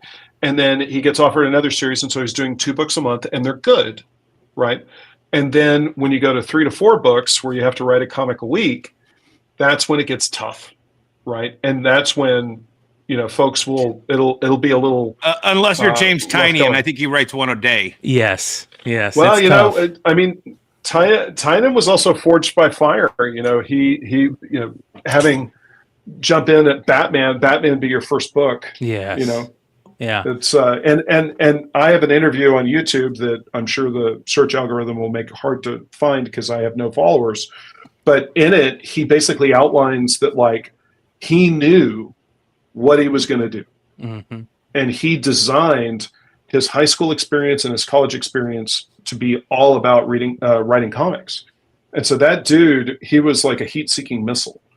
And he made so many sacrifices to be where he is. And I'll tell you, I see folks all the time, my friends are tired of me saying it, where it's like somebody will roll up on me and be like, hey, I want to write a comic. And I'm like, cool, what have you done before? They're like, I've never done anything before. And I'm like, do you go to a Lakers game and say, put me in, coach? Yeah, right? There you go. And I mean, I'm not saying we're the Lakers, but what I'm saying is you don't go to professionals never having done anything before and expect to be able to just walk onto the court, right? And the thing is Tynan is like one of those guys that was like the Olympics kids that trained since they were 5. And so, that's why he's able to execute at such a high level. So much scrutiny and pressure. He's definitely a Jordan. Yep. Yeah. He's one of the good ones. Great dude. Ross, Tynan's the best. Werther's the best. We're very lucky. We don't work with anybody. I mean, Kieran is delightful. All these guys are amazing. Yeah. Yeah. I agree. So I want to before we let you go, I want to talk about my shirt here. I'm going to stand up. So this is where Prove Bill wrong. Prove Bill wrong. All right. I want to basically give this, and then you follow up with, kind of what it was about. So I want to say is this 11 or 12? I'm going to go 12. Okay. So 2012, I think you had the best presentation at Baltimore Comic-Con that I've seen. Probably, I don't think I've seen any publisher really top this as far as appeals to the retailer. Jesse, you were there that year, right? Yep. And then on the floor, you had Carl Barks, you had Mark Wade, you had all of your star talent down on the floor signing autographs all weekend. You had some of the best variants you had the Muppet Show variants, which were super limited, and I rarely ever see them, and they don't get the love that they deserve. You had, I think, the best overall performance for that entire week. You know, the retailer summit and then the show. And it all culminated with this presentation, which was you handing out all of these shirts to all the retailers. And it was a call to action. It was a call, which is rarely done also. Tell us about this. Tell us about the aftermath. And, you know, I don't think it actually happened the way we hoped it had, but it definitely made an impact on me. And it was basically the point at which you had to prove nothing to me from that point forward, because I loved it. Thank you. Well, that was the goal. And so the origination of it was so Phil Boyle, who runs the largest direct market comic book shop, brick and mortar. Shout out to Phil Boyle. Phil Boyle, excellent businessman, great friend, terrific straight shooter, called me up and he said, hey, I was talking to Bill Shanis, who runs Diamond's, the comic book portion of Diamond, that reports up to Steve Jeppy, the big guy. And Bill Shanis, I was talking to Bill Shanis, who runs comics, and I said, I think Boom is going to vault out of the back of the catalog, the smaller publishers, and they're going to vault into the front of the catalog where the bigger publishers are. And Shanis said, and what people forget is that Shanis actually ran a comic book company called Pacific Comics before he was in distribution. That gave us the Rocketeer, gave us so many fabulous books. Jack Kirby, he published Jack Kirby. Pacific was very much an influence on me, 100%. And meeting Bill was a thrill. And so Bill said, I've run a comic book publishing company before. I see what you see. It's a good company. But I don't think they're going to move. They're going to build as quickly as you think they will. And so Bill was supportive of Boom, but he was noting that it was not going to be as rocket and meteoric as Boyle. Boyle was so bullish on us. Now, hold on. I want to give a little backstory too. So at this time, the market is, and correct me if I'm wrong, it's about 35% Marvel, 35% DC, give or take 5% when they fight from year to year. And then it's about 10 or 12% for Image. It's about 5 it's or probably 6. Smaller than that, but close enough. Okay, and then about 5% for IDW and Dark Horse, which would also fight for that rung ladder. That's and right. you were about 3% at that time, correct? That's right. Yep. Okay. Yeah, it was. I wanted to give the canon. Lay of the land. That's right. It was like basically what Boyle was saying is Boom is going to go from 3% to 5%. They're going to go up to the rung of the ladder that IDW and Dark Horse was on. Yes. And Bill wasn't debating the quality or the commercial viability. He was debating the timeline. Okay. And basically there was this diamond dollar bet. And the idea was Bill would bet $1. Okay. And if he lost, he would sign the dollar and he'd give it to you and you could pin it to the wall as a trophy, and vice versa. So Boyle would have to sign the dollar and he could pin it to his wall and it would be a trophy. Okay. And Bill would pin dollars to, Bill, they were trophies, right? You lost to Bill, you knew about it, right? So a bet not made lightly, despite the fact it was only $1. And so they made a diamond dollar bet. And I was completely blown away. Like, this was so exciting to me that the biggest retailer believed in me, believed in the company. It was so exciting to me that one of my publishing heroes had thought about my company and had sized it up and thought deeply about it, and maybe was on the other side of the bet. But, look, welcome to the NFL, right? I just wanted to be in the NFL, right? I just wanted to play. And so that was so exciting to me. And the Diamond Summit was coming up, and what I knew is we needed to differentiate. And what I knew is we needed a voice. We needed people to understand that we weren't like the other publishers that were in the back of the catalog. And so I was like, I'm going to run with this. And what I'm going to do is I'm going to make it this chant, prove Bill wrong. And I'm going to print up these t-shirts. And I gave my presentation and I got to the end of it and I put up the prove Bill wrong graphic and I told the story, and Boyle's in the room and Shayna's is standing in the aisle halfway back. It was a gigantic ballroom. So, there was 800 people there. And Shayna's, you could just see Shayna's, and I was like, oh, this could go really wrong, right? Because Bill could be intimidating, okay? And he certainly, I think arguably outside of like whoever was the head of Marvel, and at the time, well, I guess Paul had left DC, but I would argue that Shayna was like the third most powerful person outside of Marvel and DC in the business, and had a hand directly on the throttle that got our books to retailers. So it could definitely make our life difficult. And so Chip started throwing T-shirts out into the audience. Retailers are going crazy. It's a free shirt. Always a good day, right? And then I just put on my best Bugs Bunny, mugged for the camera, jumped off the riser, ran all the way across the ballroom, handed a shirt to Bill, shook his hand, and I leaned over and I whispered to him, hey man, none of this is personal. What I'm trying to do is sell more books. And Bill totally got it. Yeah.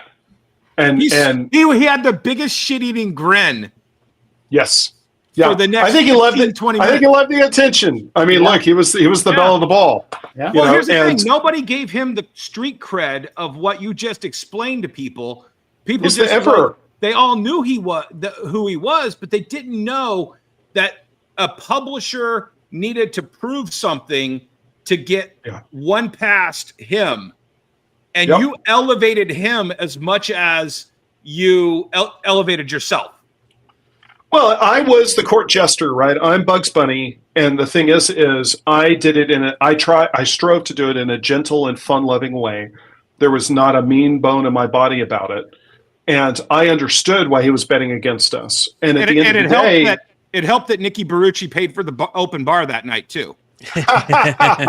Always helps when Nicky pays. Always helps.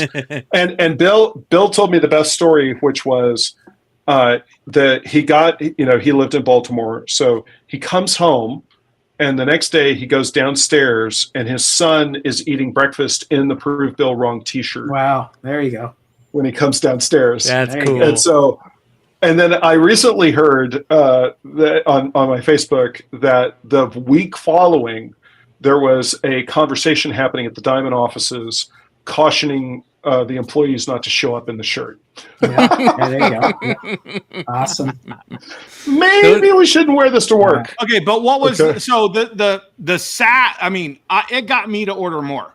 I ordered more Irredeemable. All of the Disney titles. There were so many things that I went all in on because I'm like, I am going to support Ross Richie.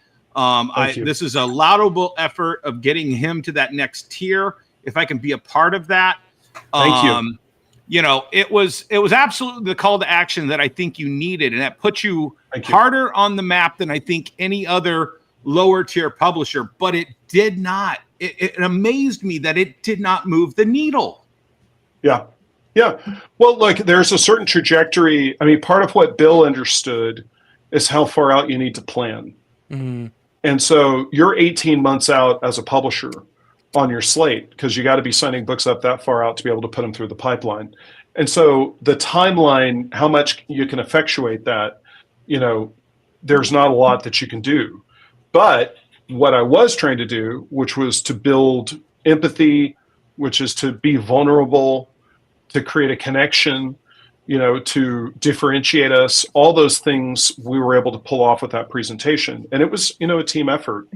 Yeah, I had lots of support inside the company. And you followed that up with another one of the landmark retailer publisher things that I've ever seen, the Boom Innovator Program, which was exactly what I've also been calling on, Yeah.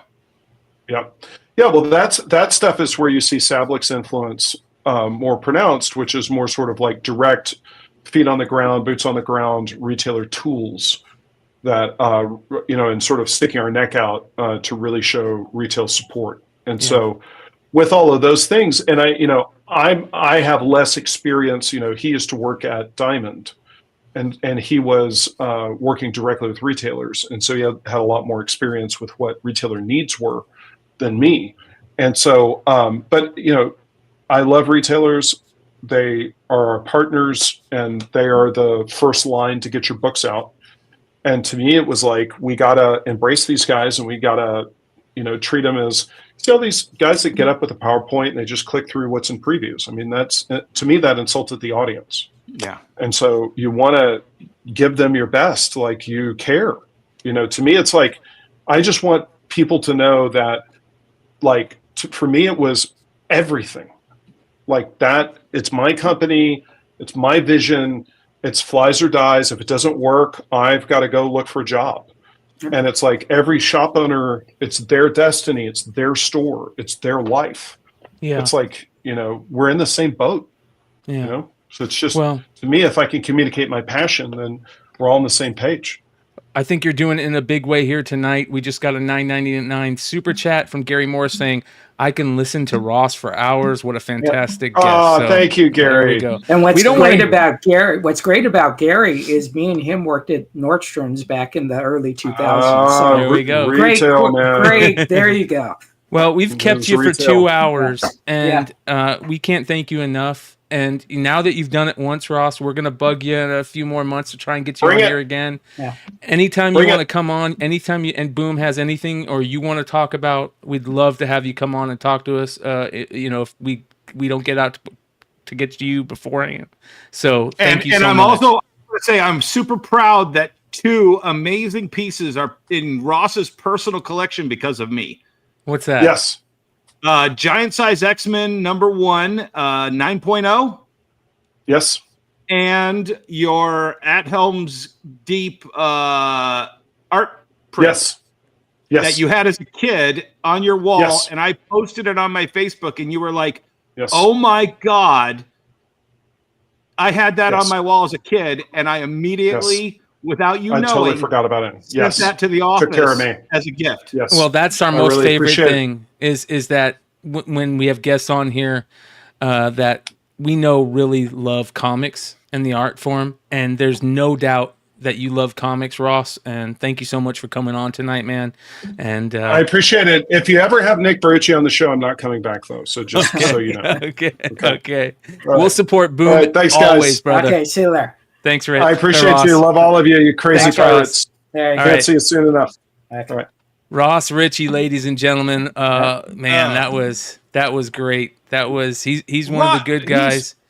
If the audience doesn't realize, and I'm sorry I had to interrupt him because there's so many things I wanted to talk to Ross about, and I think maybe Jesse as well. I think we got through about half of what we talked about that we wanted to talk to him about, which is good because we leave some for another show.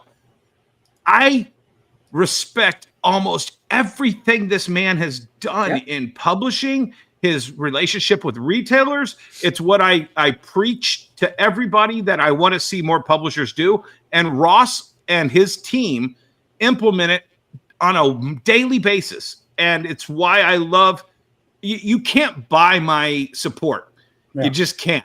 You have to earn it. And Ross has earned it every step of the way. Yeah, I will tell you, the day the nation shut down for COVID, I received this call, and it's from Philip.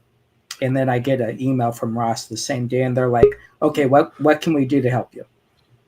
First people right off the gate. And I will tell you, there are very few people that I will carry a flag up a hill with, and that is definitely one, not just publisher, but Ross and Philip themselves. Well, and also I didn't even get to talk about it. When retailing was having a couple hiccups around 2015, he's the one that came up with the hashtag support your local LCS, or I forget what the hashtag was, but he was out there once again. He picked up that flag, and we just carried it with him.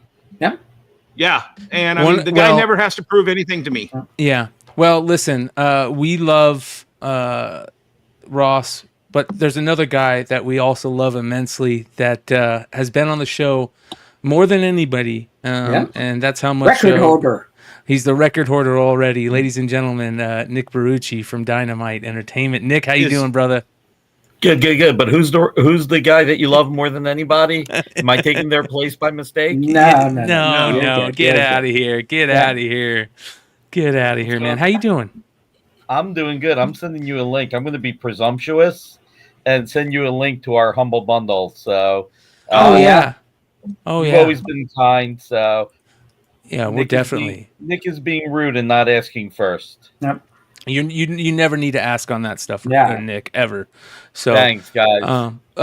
listen, we just got done talking with Ross and about Boom and everything over there, and we have talked to you about the history of Dynamite and all this stuff, and we're going to get into it more as the show goes on.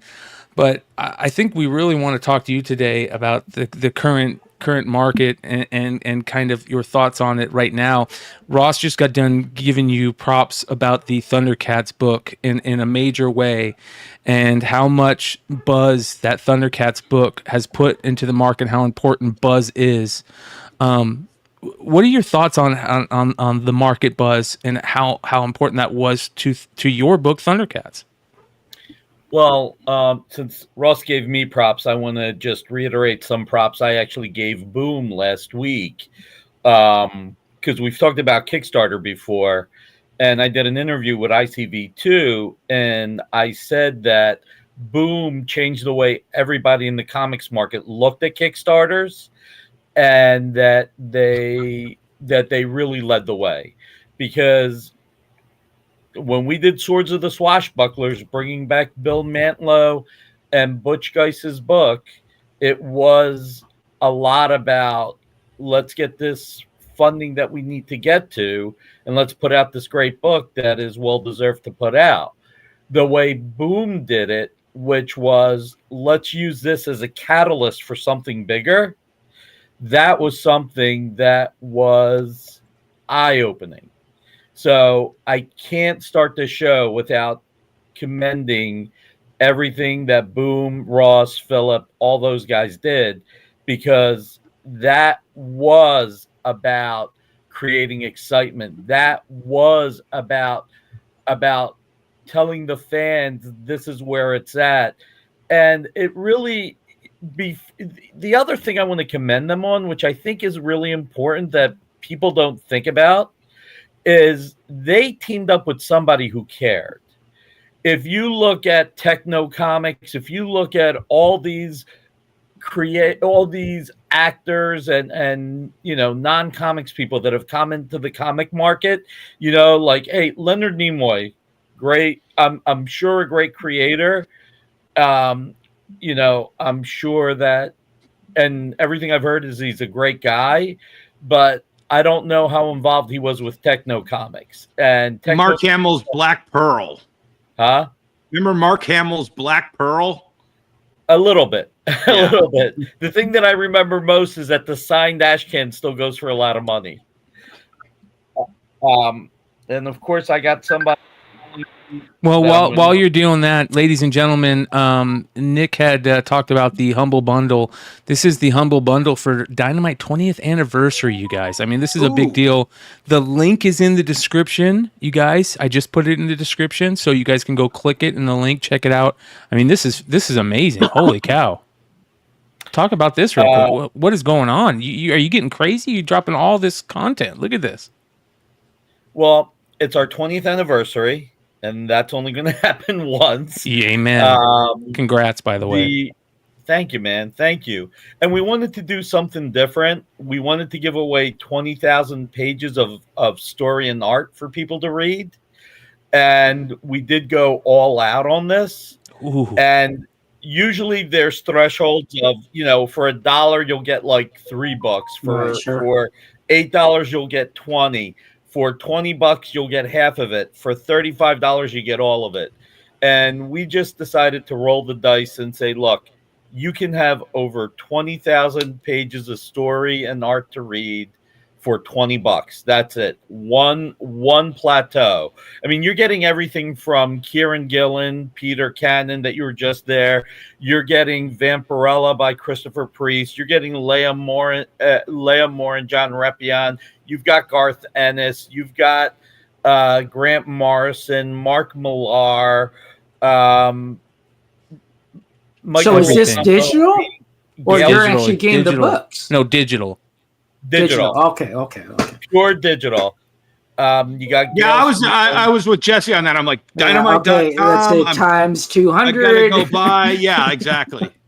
That would be the fastest way we would go bankrupt. If Yeah, we did yeah. That And- would be and- your all-you-can-eat shrimp bankruptcy sale. Yeah. Dude, Ladies and I made gentlemen, that raise the mistake. dead. Yeah, that's a great Oh. freaking Love that cover. series. Yeah. Arthur Seidem. That Jay Lee Jesus. cover to Dead Irons is awesome. Check it Yes. out. Beautiful stuff. Lee. All this stuff is great. Alice in Wonderland, the complete Alice in Wonderland. Wow, man. This is pretty amazing. So listen, you guys, if you guys are into Vampirella, Red Sonja, Army of Darkness, all the staples at Dynamite, you guys need to go check this out ASAP. I don't think you're going to get a better deal on content So, like Nikki, this. We didn't ask you this the last week, so we're at the 20th anniversary. What was the first book that Dynamite published? Army of Darkness. Army of Darkness. Yeah. And just like we were talking to Ross Richie, at what part did you realize this is working? This is something that, we can just expand on and become Dynamite Entertainment. Well, what you got to think about is, let me just finish my one thing in complimenting Ross and everybody at Boom. They worked with Keanu Reeves, who actually cared about comics. Yes. They worked with somebody who didn't just say, give me a paycheck, here's my name, make sure I've got a movie and the TV series to run. Keanu, and here's the thing you got to keep in mind. Keanu didn't even stop with the launch. He actually went all out. He promoted the launch of the Kickstarter, but then when the comic was coming out, he promoted it, and they just did a great job. Like I said, they showed a roadmap of how you can marry Kickstarter and the comics market and improve life and make great comics for retailers and fans. Well, that's what Rob Liefeld did with Thundercats. I mean, I didn't hear about it until Rob started just pushing the hell out of it. Rob treated it like it was his baby, like it was a creator-owned book. And I think Rob probably, I could tell you right now, between Rob's FOC cover and his second print cover, he sold at least 12,000, if not 14,000 of the 200,000. Just that was pure Rob, and my hat's off to him. It's so funny because I've known Rob since New Mutants 98, or like right around there. Maybe it was X-Force #1. I've known him forever, and he approached me at New York Comic Con. We'd already sent the solicits in. He's like, Nikki, I just want to do a cover. Let me do a cover. And I was like, Rob, we'll figure it out. You can absolutely do a cover. And then he wanted to do more than one cover, and we were like, go for it. And he also promoted Comics Pro when we did a foil of his cover for Comics Pro, exclusive for Comics Pro. Like, he did not stop. He just kept promoting it. Sure. So my hat's off to Boom, because that actually showed us what we could do with Terminator and with Gargoyles and with Monty Python, how we can make, like with Terminator, a lot of those books Dark Horse was putting out up until a few years ago. So we were like, okay, how do we make sure we give the fans something new that want to buy this, make it special for them, but how do we get a larger fan base at the same time? Didn't you have an old crossover with Terminator with Painkiller Jane? Terminator 2. And if you want to talk about that, trust me, there's some complications there. So this, I want to hear. Tell us about that. This is your second bite at the Terminator apple. Well, let's start the questions in the order that you threw them out in. So, in regards to Dynamite and Army of Darkness, that was a Hail Mary. I never wanted to be a comic publisher. Never, ever, ever. I had everybody from Chris Golden and Tom Snigalski, Jay Lee. We kind of, I'll use the phrase, dabbled in publishing, because Dynamic Forces started doing Prelude. Right. Sure. We did a Tomb Raider one with Jeff Johns and Mark Texiera. We did a Witchblade one with Mark Millar and Jay Lee. These were all under Dynamic Forces. We also These are during the half eras where everybody was doing a half or a zero. Exactly. We did the Darkness. We did a Fathom one with Ali Garza. Keep in mind, we did a Crimson Prelude. And we were going to do a Gen 13 Prelude. And I tell you what, next show, I'll tell you how I got screwed out of that. Amen. So, we'll remember. Art Adams drew that. So, and we will talk about that next time. Got to save a drama for another day. Got to keep everybody waiting and holding. So when we launched Dynamite, we had experience in publishing because we did all those preludes, but all those preludes were about Dynamic Forces and also working with people we loved. I mean, I think we worked with Mark Millar and made a big deal out of him before he even did the Ultimates line because I just loved his writing. I mean, you know, Superman Red is probably one of the best Superman books of all time. I think one of the Superman Adventures were some of the best Superman books of all time. His Swamp Thing is probably one of the most underloved runs of Swamp Thing. Yep. So Marvel in late 2003, Upper Deck put in a proposal. We were doing statues, lithographs, G-clays, plates, all these collectibles. And Upper Deck came in, and let's just say that there was somebody in a different part of our industry that was somewhat jealous of the license we had at Marvel and actually helped influence Upper Deck getting our license. So another drama thing for another day.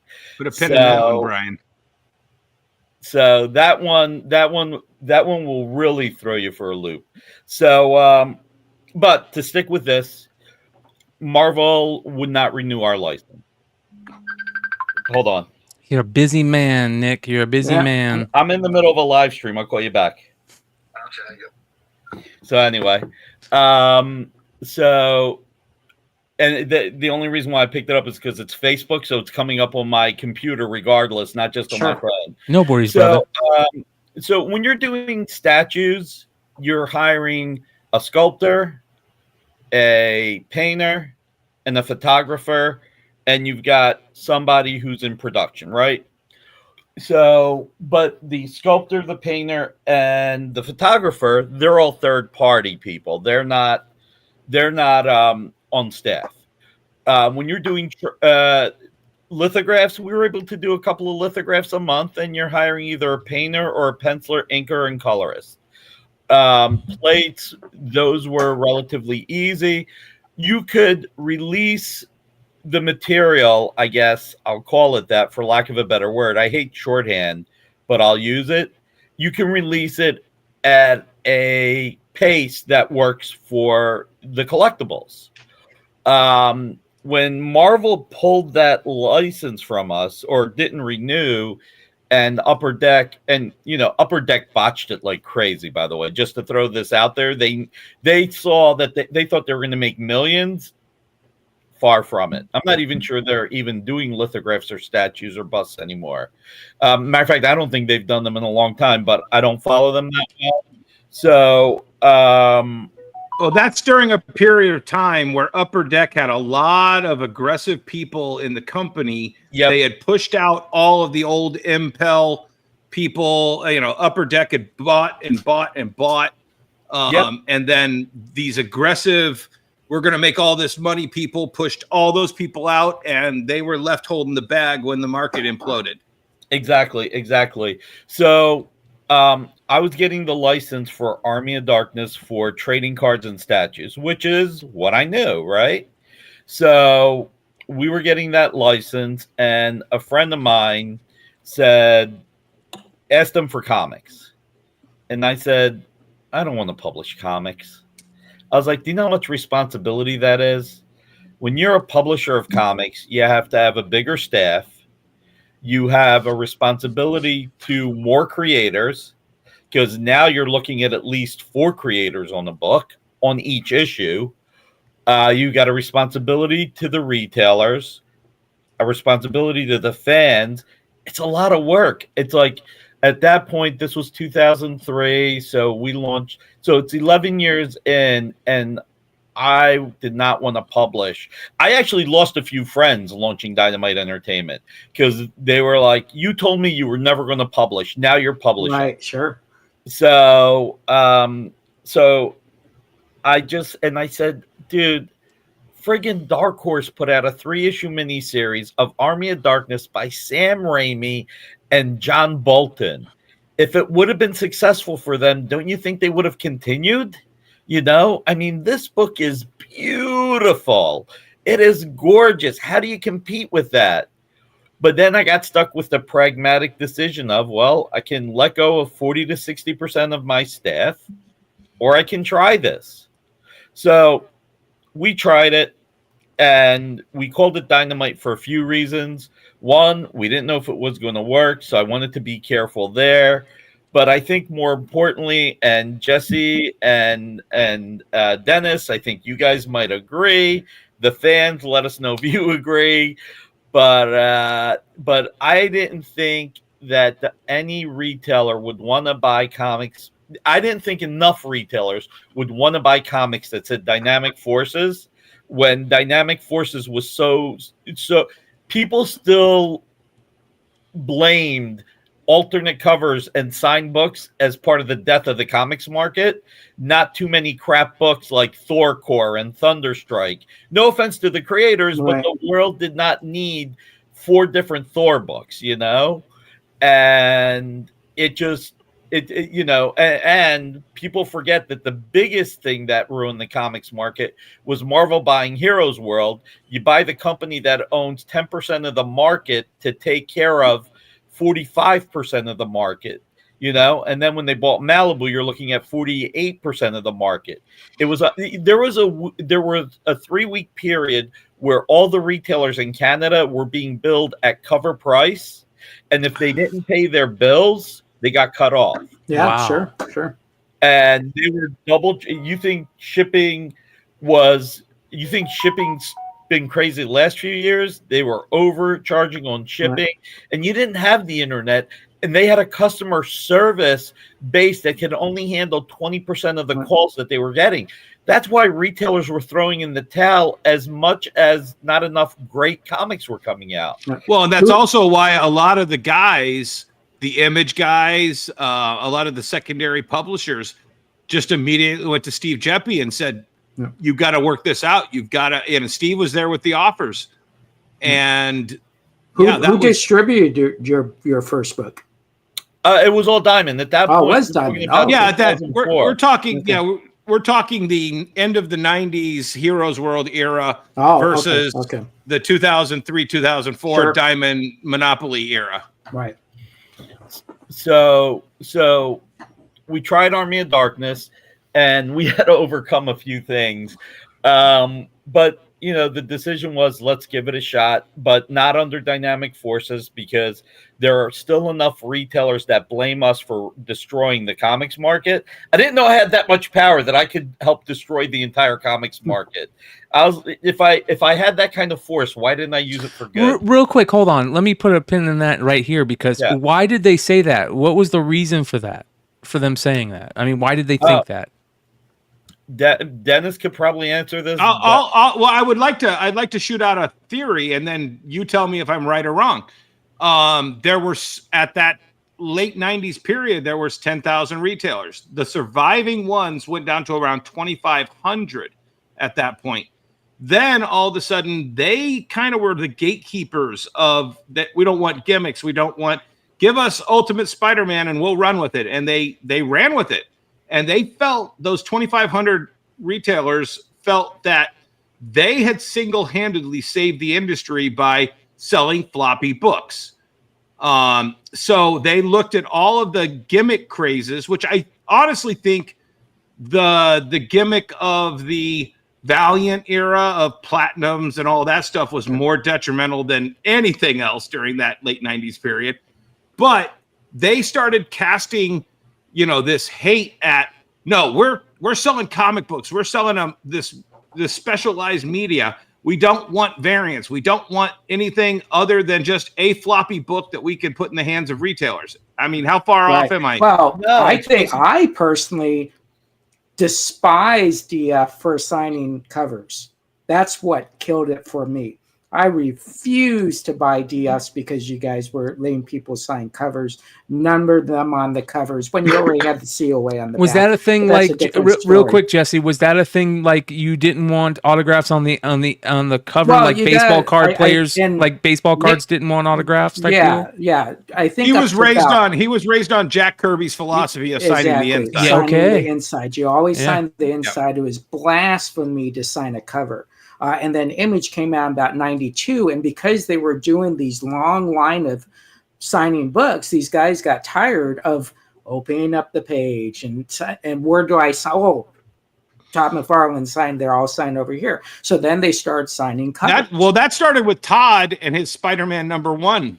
Where he Yeah, did at that that signing store. with the little stamper on the back. That's Yeah. spider stamp one. Yeah. Yeah. So that's my philosophy. Dennis has his philosophy. What do you think it was? I think it was basically we were the last remaining target of somebody who specialized in collectibles, and we were the company that a bunch of retailers could throw their anger at. And that's really what it came down to. Speculators suck. You're doing limited edition, so you suck. Yeah. Do you think it was also a little bit of the QVC hate as well? Yeah, I think there was a little bit of that because I mean, there was a bubble, and you were definitely pumping that bubble with the QVC, and it was opening it up to the normies. Yeah, that and those retailers never watched any one of my shows. They never saw me say. They never saw me say this is signed by Brandon Peterson. Now this book is from 2000. Let me just see. Hold on a second. I got to put my reading glasses There you on. The go. old man. Oh my gosh. This is from 2009. Okay, Yep. they never saw me say this is signed by Brandon Peterson, limited edition. You got the signature right here. It's numbered here. You got the certificate over here. But I want you to read this comic. Unlike baseball cards, unlike limited edition records or anything like that, where you're encouraged not to open anything, you can open the book. I recommend that you take the seal off, put it to the side. You can take out the comic and you can read it and see why I thought you should buy this signed book. Sure. And you should go to your local comic store. I actually got criticized by other guests, like people that were selling lamps or whatever. Why are you sending people to comic stores? That's not the way to do it. You're driving your buyers away. I said, But you understood, but Nikki, you understood that at that time there's 1 million people going into 10,000 comic book stores, and you're talking to 2 to 3 million people on a QVS show. Yep. And you understood that you were expanding the market to people who weren't walking into comic book stores, which is now like the biggest thing that Jesse talks about, that I talk about, through my retro comic book store. There's an untapped market, and you were reaching out to them, and nobody else was reaching out to them.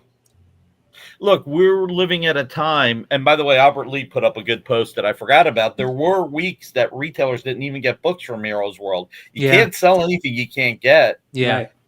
Right.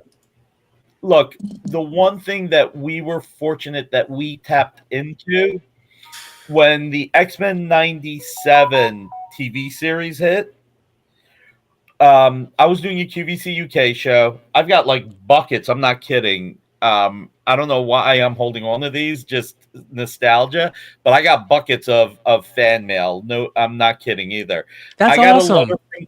It is. I got a letter from a woman in the UK who wrote to me saying that she only knew the X-Men as a cartoon that her kids watched.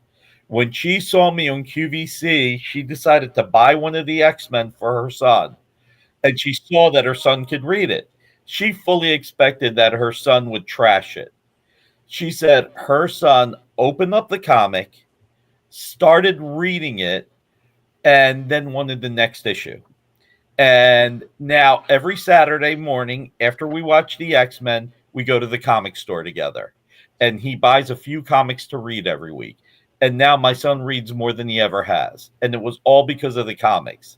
And that gave me goosebumps. I'm like, this is where it's at. Look, listen, the first year we were doing QVC, we were talking about the aftermarket value because that's what was happening. We were acting like everybody else, Well, there was a sports card show on there where that's making the rounds on TikTok and Instagram Reels. Like, you're going to be a loser if you don't buy this set. This has got all. And then the same thing with the Beanie Babies, you know? Yeah.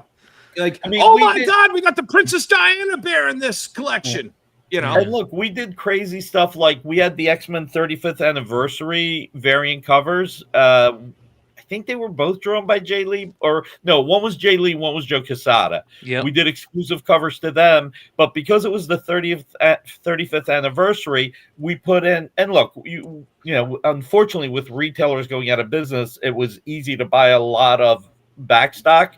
We would put 35 bonus books, a variety of books, so that fans can then not only get the 2 limited editions signed, but also 35 bonus books to read so that they can find other books to read. But that's no different than what Sears and Montgomery Wards and J.C. Penney's were doing with those 50 packs and 50 bags and boards and a special box. Yeah. It was just junk comics thrown into a box that they were buying probably from overstock from Mile High or something, Yeah, and that's the thing retailers never looked at, what we were doing to actually grow the market, what we were doing to excite fans. They just never looked at it.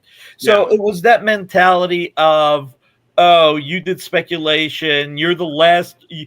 We need to kill you. You're the last remaining part of 1992, 93, 94. Right. Sure. Yeah. If we kill you, 1992, 93, and 94 will never show up again. You're the last vampire that we need to drive a stake through so that we can sell floppy books for 100 years. Exactly. We only want readers. We don't want anything else. And I do think that we have a hobby that is partially driven by the excitement of, whether you want to call it speculation, whether you want to call it hype, whatever you want to call it. It's no different than, holy shit, Donny Cates is doing some great stuff on Venom. Let's start buying everything Venom that we grew up on. That Venom funeral pyre that we thought was terrible? This was great. I want to buy that now. Venom Lethal Protector. Oh my God. You know what? This was at the end of the boom, but wow, this is great. Holy, Well, and here's the thing, and Nikki, and here's where I'll defend wholeheartedly on that. I agree, Gary. Everything that you sold in QVC, everything that was overproduced in the 90s is all the stuff that I buy, I bag and board, I rack it as new, and it's all the stuff that the customers want now. Yeah, exactly. The normies want it. And the big thing to remember, even in 1982, when I was working in a comic book store, people were still speculating. Mm-hmm. The thing is, we didn't have social media for them to talk about it, right? So the guy that came in and said, hey, do you have Daredevil's, Frank Miller's first Daredevil, 150? Oh, yeah, I got it over here, blah, blah, blah.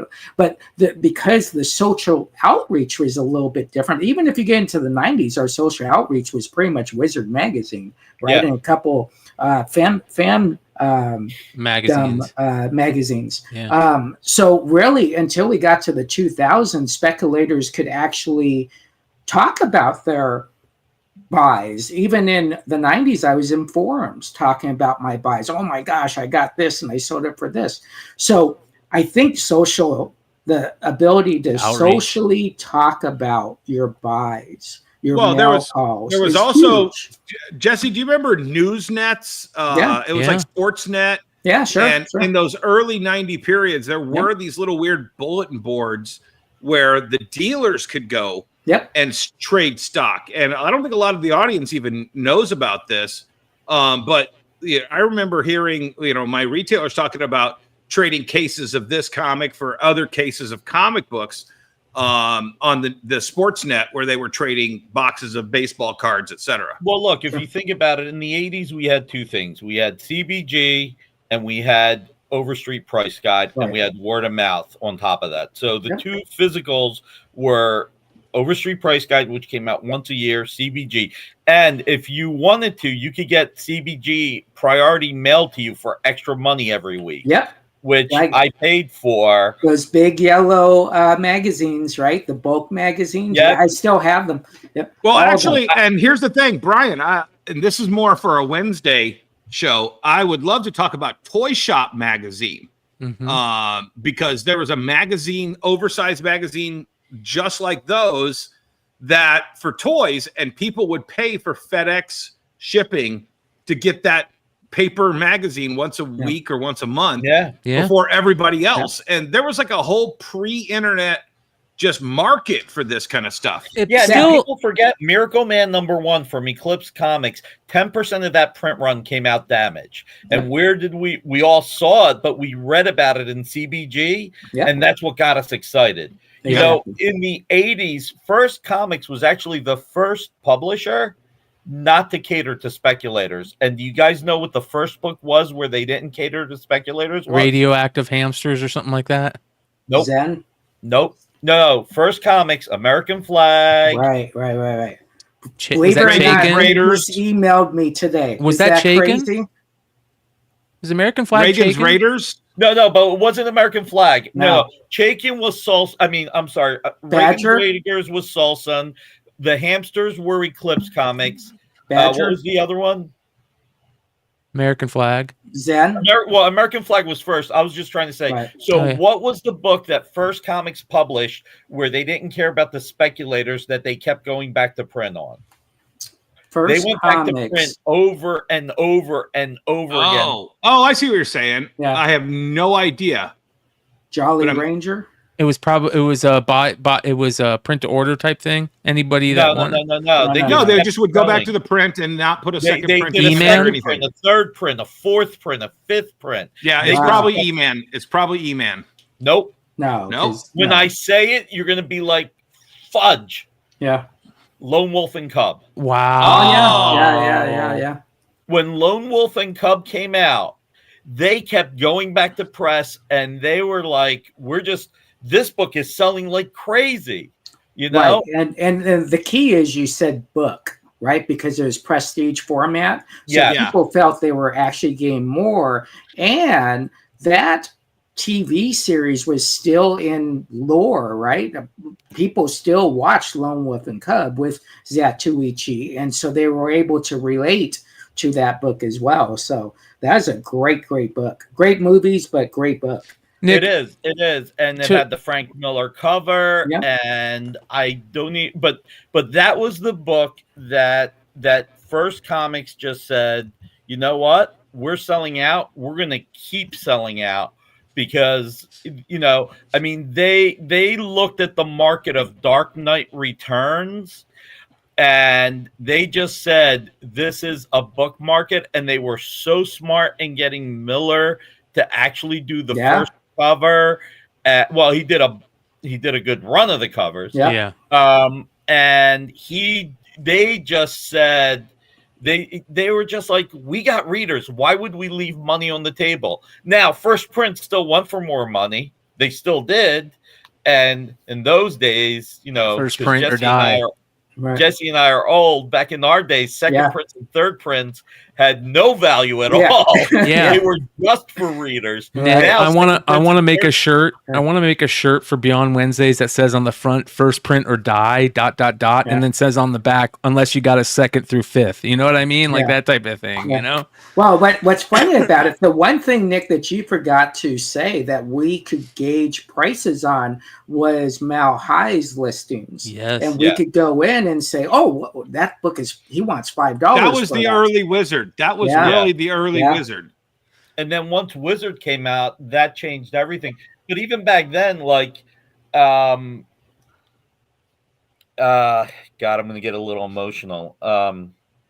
The second store I was shopping at was Fat Jack's Comic Crypt. Right. And we want to talk about that with you. Yeah, which is amazing. Let's talk about it. I didn't know that was what we were talking about tonight. Yeah.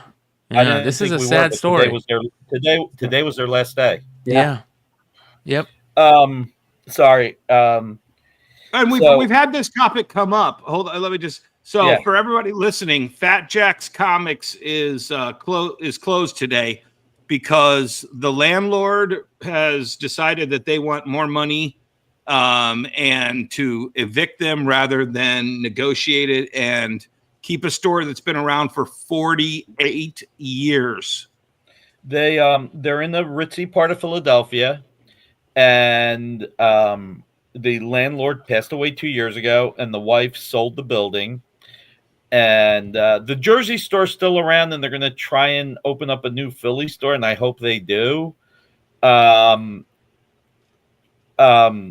Yeah, 70% off. They were selling things. I know a lot of people went there, got a ton of great deals. But the bottom line is, you guys, this is a long time LCS. Well, and we talked about Phil Boyle. Yeah. Or not Phil Boyle. I'm sorry, not Phil, but Joe Fields. You know, he's getting replaced with a bagel shop. Well, that's the whole thing. The area that Fat Jack's was in is becoming a very expensive area where they're getting, like coffee shops and just everything expensive. Sorry, I'm getting a little choked up over this. But I'm hoping they find something. They may move into a smaller location in the same area, and I hope they do. Mike was like a second father to me. When I was 13 years old, he actually sold me comics wholesale so I could sell them at shows. Mike's earliest memory of me was going to this store called Comic Investment. Whenever they did a 50% off sale, I would go and buy books from them, and then I would go to Fat Jack's to sell them to Mike. Sure. And the other thing I would do is I would go to every candy store, every 7-Eleven that I could find whenever a book was hot, to buy those books and sell them either to Fat Jack's or on the weekends. Because if a book was hot, Mike would still sell it at cover price. I mean, he was always really good like that. But like, I was able to get like hundreds of Spider-Man 252s. Sure. Like I went to a friend of mine, her grandfather had an ice cream shop, and they got comics. And so what I would do is I would go and say, pull the comics that I wanted, the Spidey 252, 253, Marvel Team Up 142, and Thor 337, 338, and I would say, can you hold these for a few days? Then I would go to 7-Eleven or the other stores that I didn't know anybody, buy those books, go to Fat Jack's, sell them to Mike, and then take that money and go back and buy the other copies at the ice cream store. And because the comic stores got it a couple of weeks to a month before 2 weeks, Yeah, 2 to 3 weeks. 2 to 3 weeks. Yeah. So I was able to do that. And then Mike was a sub distributor for Diamond. So I worked for him Tuesdays and Thursday nights, packing boxes for Steve's Comic Relief and all these other stores. Sure. And I would be, there is an exception to the rule of second prints not being as valuable. And that was the early 90s when and late 80s when like Ghost Rider 15 second print came out, right, all sure. 377 second print came out, and third print. Yeah. I mean, those books, X-Men 281 with the metallic looking cover came out. So and one thing, Nick, back in that day, there was more sequential buyers versus flippers or investors and speculators. You probably was a high 90% sequential buyers, right? Now that's kind of flipped where we're 50. Well, it just goes to show you Conan 275 got canceled because it only sold 275,000 copies on that last, the issue before the last issue. Now you'd kill to sell 275,000. I would absolutely kill for that. I mean, maybe not kill. Right. I have not killed anyone, Your Honor. All right, there you go. But with a name like Barrucci, you have to specify that. Yeah, exactly. Right. Nick, I want to bring this back real quick because we went off way off course, Yeah, but we in a can go back great to way, Army of Darkness and in a great Dynamite. way. Yeah, because you got into about Army of Darkness and how you didn't want to start it on Dynamic Forces. Let's go back to that because I want to hear Yeah. about yeah. So we never put our names in the initial press releases, and we buried our names as much as we could in the indicia. And like my PR person was Jay Allen, Jayallen, Jay Garrick and Barry Allen. So you know, Perfect. and then the first, Perfect. Yeah. I don't know why anybody did not figure that one out. The only thing that would have been if I went Matt Jordan for Matt Murdock and Hal Jordan, you know, or if I said Roman Murdoch, you know, for Namor. It's like Catch Me If You Can, where Leonardo DiCaprio's character was just taking comic book names. Exactly. Yeah. And the kid pouring the coffee goes, "Which one's your favorite?" Mine's is The Land of the Giants. Yeah. So then back then, and maybe Jesse will remember if he comes back and we're still covering it, but back then the distributors actually, when we did 4 covers to Army of Darkness, and the distributors were supposed to break up the covers and do 1-1-1-1-1-1-1-1-1-1-1-1. Yeah, they forgot to do that. So one section of the country got the J. Scott Campbell covers, one section got the Mark Silvestri covers, one section got was this okay? Let's talk about this. Was this in what year was this? 2000 July 2004. Okay. Were those the J. Scott Campbell covers that had the connecting no, you're variants? thinking of the Army of Darkness versus Freddie and Jason. That's what I'm thinking of. Yeah. Okay. 2004. All right, that's amazing because you know what? That makes sense. Like it's that's kind of like if people know that they could sell more money on the East Coast certain books than they can on the West Coast. That's crazy. Exactly. Jesse, I don't know if you remember, but there was a goof that Jesse, I don't know if you remember, there was a goof that happened where Diamond was supposed to separate the 4 covers to Army of Darkness #1 and give everybody the ratio, and they didn't do that. Right. All retailers got one cover, whether you got only Mark Silvestri or you got only J. Scott Campbell. Yep. Or, it was like, oh my God. And so we had to overcome that, and that hurt sales. But yeah, look, we did that, and then a little bit of a time later, we were doing Red Sonja. Well, so what happened was we were publishing then Jim Starlin's Kid Cosmos, which was really cool. And then we're going after the Red Sonja license. There we go. Yeah. For those of you guys that don't, only don't got remember. J. Scott Campbell, which it's J. Scott Campbell, which is great. Yeah, sure, exactly. And there's the Silvestri got Silvestri. just Ben Temple Smith. Oh, Temple Smith, yeah. Oh, and I didn't know you were. Was that in cooperation with Devil's Due?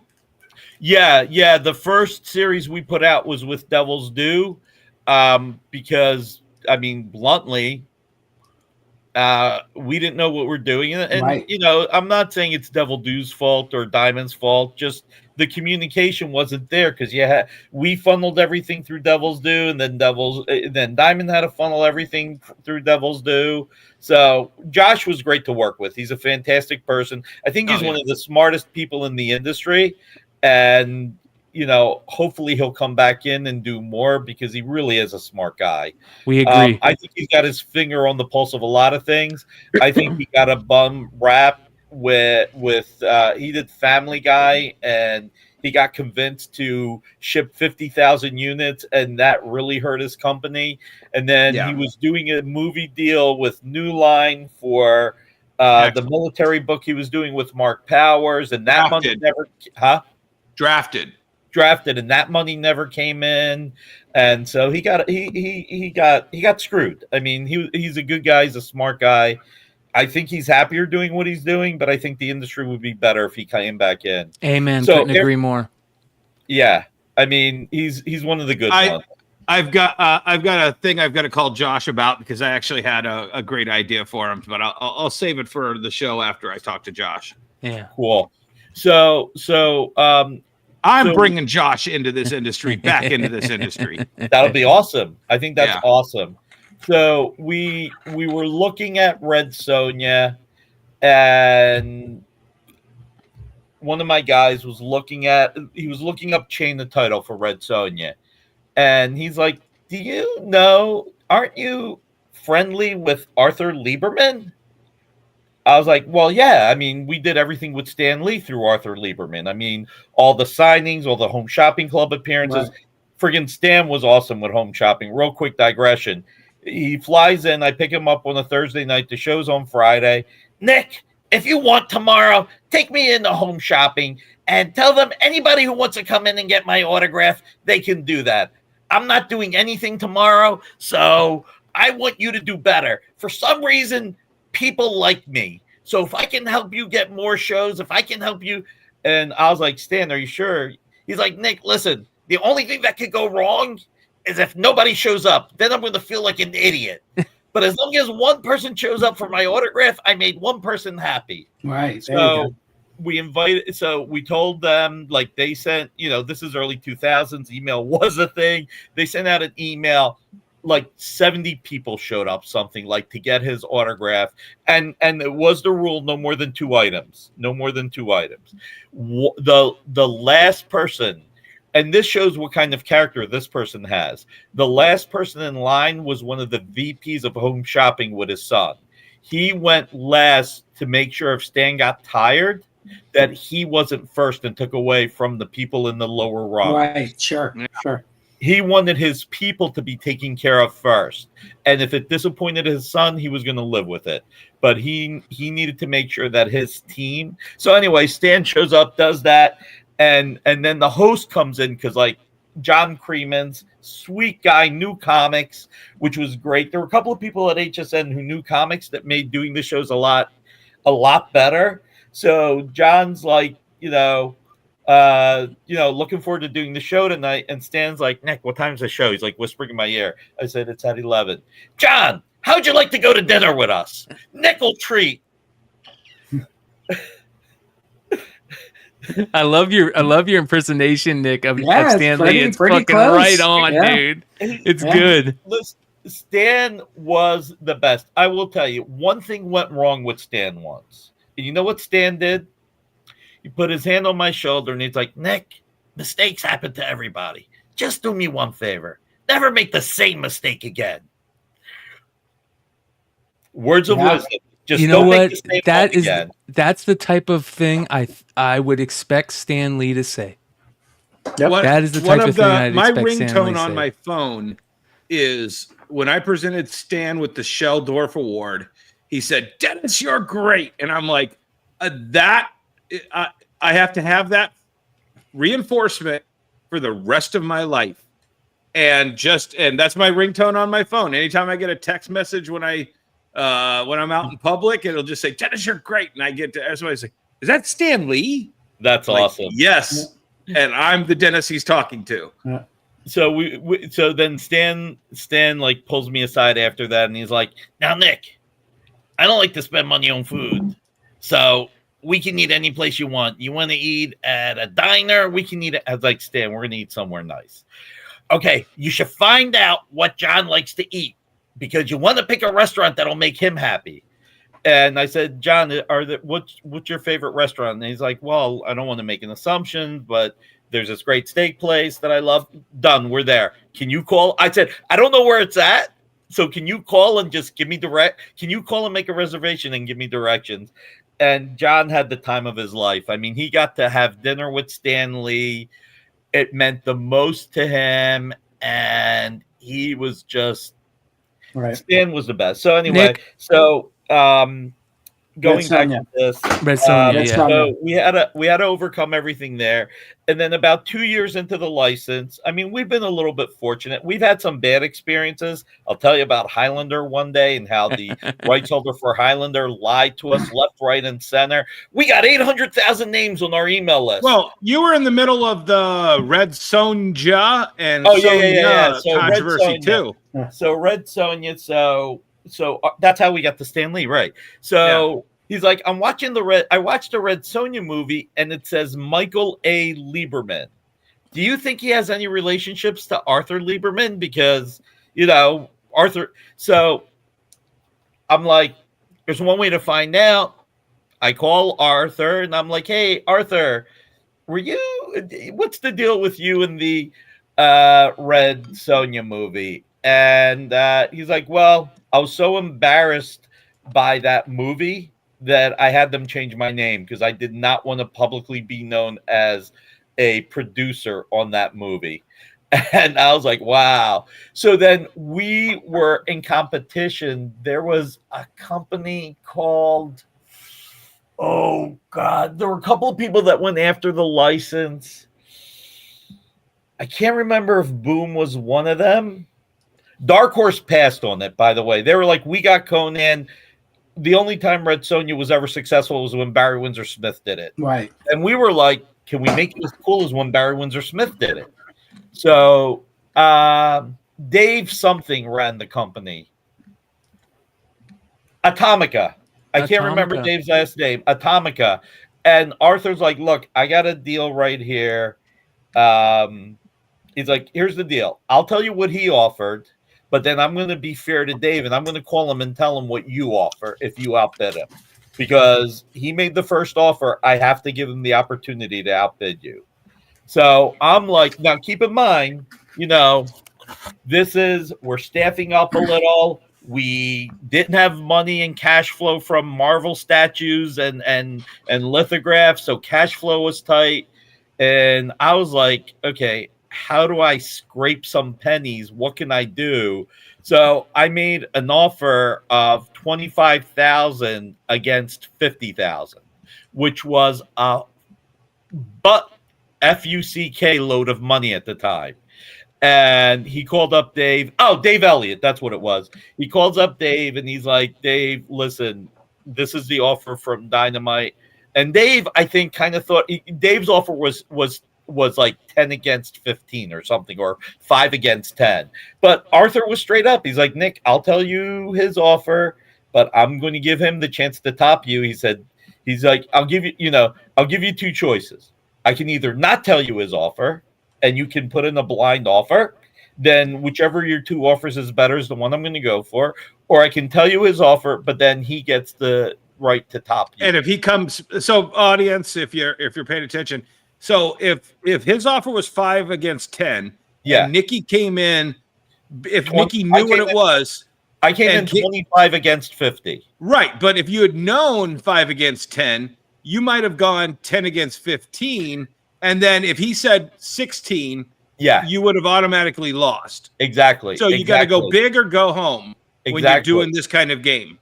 And Dave had some financial backing. I don't remember who was backing him, but he had some financial backing. So it was a risk that wouldn't even be enough. But, I mean, the only thing we were banking on was the fact that nobody had the feeling that Red Sonja, because remember, Cross Plane Comics got the Red Sonja license, and they did a one-shot. They were trying to do a series. Steve Lytle did the art, gorgeous art. Steve Lytle did the art, and they went out of business after that. So that's really what was in everybody's mouth at the time. Like, it was a second-run character with Marvel. Cross Planes went out of business. Dark Horse doesn't even want this character. They've got everything else Robert E. Howard. What Arthur did was the whole Conan universe was fractured because Robert E. Howard had passed away. He left it to his mother's doctor, and then the family let it fall apart. And like the people who did the movie got a foot in the door for Red Sonja, and that remained with that movie production company, whereas all the other stuff was renewed by the Howard estate. This was It's even more convoluted than that, Yeah. Dennis, and it's I'm probably like a 40-minute conversation. Let's just say that the way Arthur put it was, this was Humpty Dumpty, that the Robert E. Howard characters were Humpty Dumpty that fell off the wall, and I had to put them back together. And he said, my payoff was I got to keep Red Sonja because I have faith in Red Sonja, which was amazing. So we got the license. And I will tell you, I kept going to Mike Carey multiple times to write the book, and he was just saying, no, no, no. And so I was talking to Brian Michael Bendis. He's like, why don't you get Michael Avon Oming to write it? He's doing Mice Templar. He loves sword and sorcery. So I talked to Michael Avon Oming, and then I called him again. I was like, would you co-write a story if I got somebody that is a different writer than you? He's like, what do you mean by different? Like, your action, your friggin' swords and sorcery, you're like out there. But how about a Vertigo writer? He's like, oh, that would be kind of cool, teaming me up with a Vertigo writer. So I give it one last call. I call Mike Carey. I'm like, Mike, how about you co-write with Michael Avon Oming 12 issues, and if it works, you keep going. And he's like, Nick, I'll do 6 issues because you've been so... I mean, I flew out to England during one of my QVC shows, went a day early just to have lunch with him to try and talk him into it. And finally, the answer ended up being yes, sweetest guy in the world, and really helped put Sonja on the map. And then about 2 years in, we were like, we signed... Well, hold on. You're burying the lead here.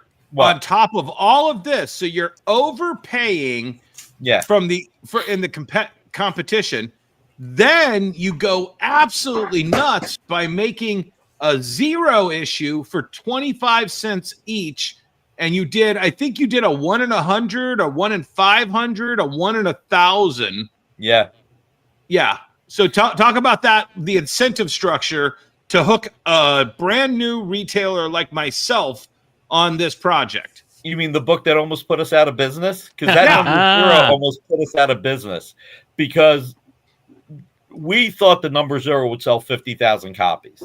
We're like, hey, here's the thing. The month we did the number 0, I think was the month Diamond was soliciting Free Comics Day, and it was the month Mike, what the heck's his last name? I can't remember, but he started Abacus Comics, which started in the A section.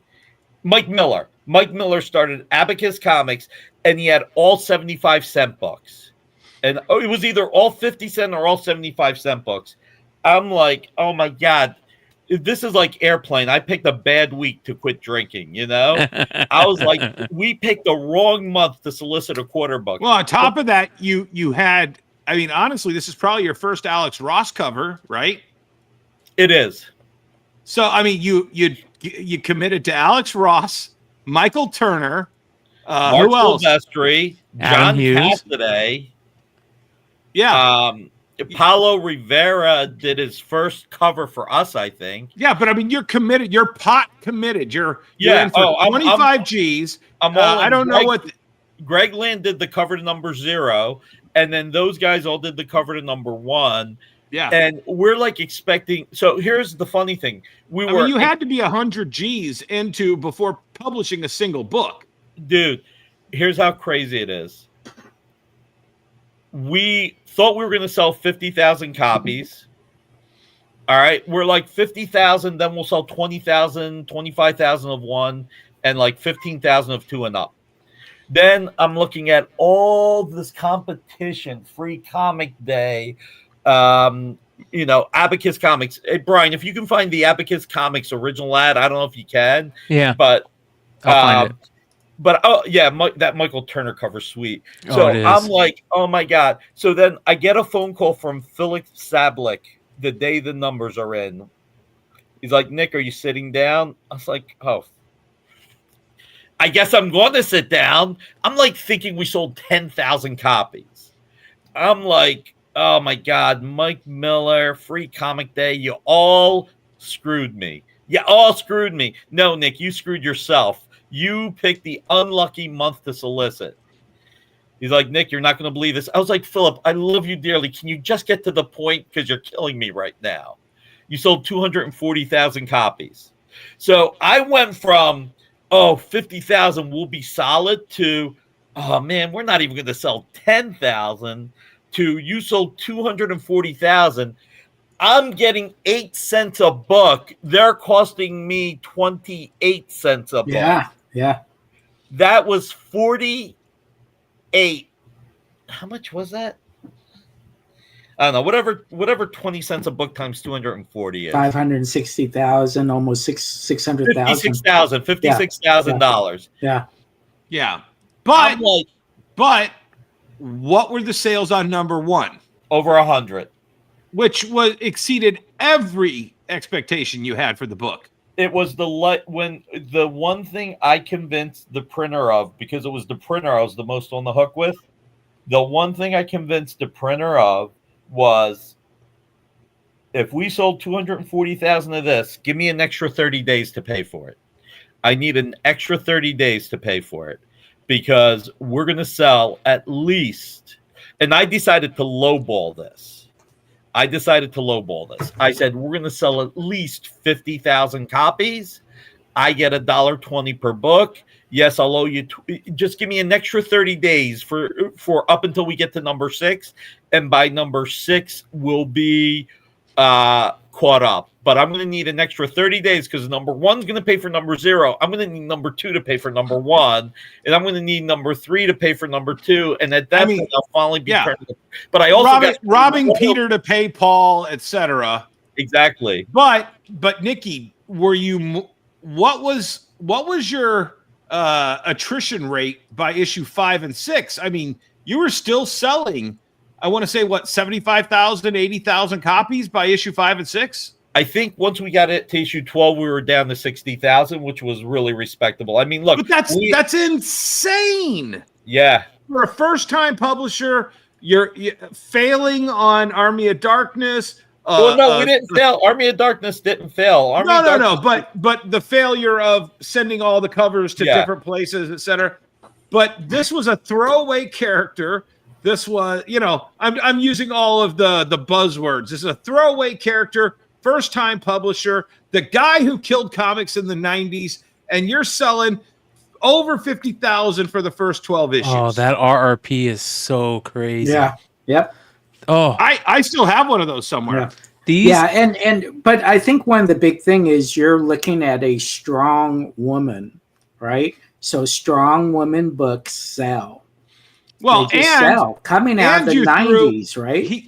But he also threw the haters for a loop. By the way, that was early Gabriel Dell'Otto. Oh, yeah.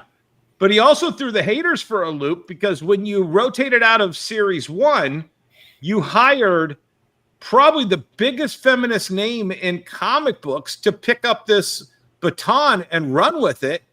And it's still maintained. Gail Simone. Yep. So basically, and it's funny, when we got to issue number 12, where we did the big reveal that the villain was Kulan Gath, Diamond was trying to encourage us to relaunch with a new number 1. And we were like, no, we're not going to launch with a new number 1. I said, we do enough speculative things. We're going to keep Red Sonja going. And we kept it going to issue 80, which was nice. Oh, look at these covers. We talk about these old school Red Sonja books, Nick, so much when it comes to the speculator world, and talking about them on our almost 10s and stuff, because these things they mean so much to a lot of us ghost hunters, and there are some ghost books in this run. Dude, that was Eduardo Riso. You had a few back with her, like one more. Yeah, that's Eduardo Riso. Who's getting ready to do Long Halloween, a new Long Halloween stories, last Halloween. Yep. Which is going to be great. Yep. I mean, look, it was surreal. So, we had so many great cover artists. I mean, Steve McNiven did a cover. So it was scary and exciting, that 240,000 number. And that's, talk about mixed feelings. I went from thinking we're going to barely sell 10,000 to now, how the heck are we going to pay for this printing bill? So that was surreal. And we really, again, didn't emphasize who we were until Battlestar Galactica. So Ron Moore, Universal they licensed us Battlestar Galactica, but we couldn't move forward till we discussed it with Ron Moore. So it took 5 months to set up a call with Ron Moore. And I'm like, this is going to be, you hear all the Hollywood horror stories, right? This is going to be terrible. We're screwed. We just paid for a license. We'll never put out an issue. Get on the phone with him. Very, very polite person. He's like, oh, these 4 ideas that you sent, I like this one. I do not like these 2. I'm sorry. And this one I kind of like. And I'm sending you my notes about what will get me to approve it. If you follow my notes, it's approved. By the way, I'm sending you 5 ideas that I want to do in the show that either are too expensive for us to do on the show, that as a comic, you have an unlimited budget, or that by the time I get to it, it'll be a flashback, and I'm doing enough flashbacks. I don't want to make a show about flashbacks. And he was just like, any other ideas you got, just run them by me. But also, let me just reiterate, 25-cent initial offer, 1 in 100, 1 in 500. Michael Turner at his peak velocity. Yeah. It was such a game changer for a young retailer like myself, Nikki, that you were giving us the tools that I was asking the rest of the industry to consider, and you were the only one giving us that entry-level book that we can literally, I gave them away. I didn't need the quarter. You know what I'm saying? I put one in every one of my pull boxes for free, And we did an interview with TV Guide, and I don't remember if I said to the interviewer at the end of the interview to use Jay Allen, my pen name, or just quote Dynamite Entertainment. And he respectfully said, I'm sorry, I think I'm interviewing Nick Barrucci. So one of 2 things are my paths to this interview happening or not happening. I'm either quoting the person I just interviewed, Nick Barrucci, or I'm not running this interview. We're TV Guide. And I was like, so the way you spell my last name is Barrucci.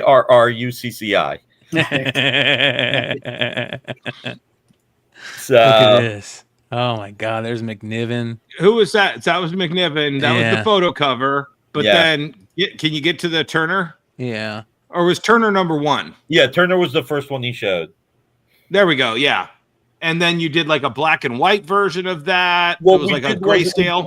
We did the sneak peek covers. That's what we did. We called them sneak peeks. So on the number 0, you got the incentive to showing a quick sneak peek to the number 1 cover.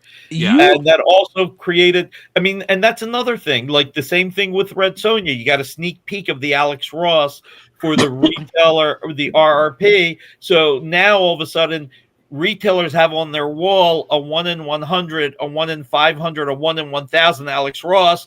And when the number 1 comes out with the actual Alex Ross, fans are looking for it because they're seeing it on the retailer's wall for a couple of $100. Now they could buy the actual full view for more money. So what made you think to do the negative variants? Because these are, to me, one of the things that Dynamite has become known for are these negative variants. I mean, like, what was the thought process on these?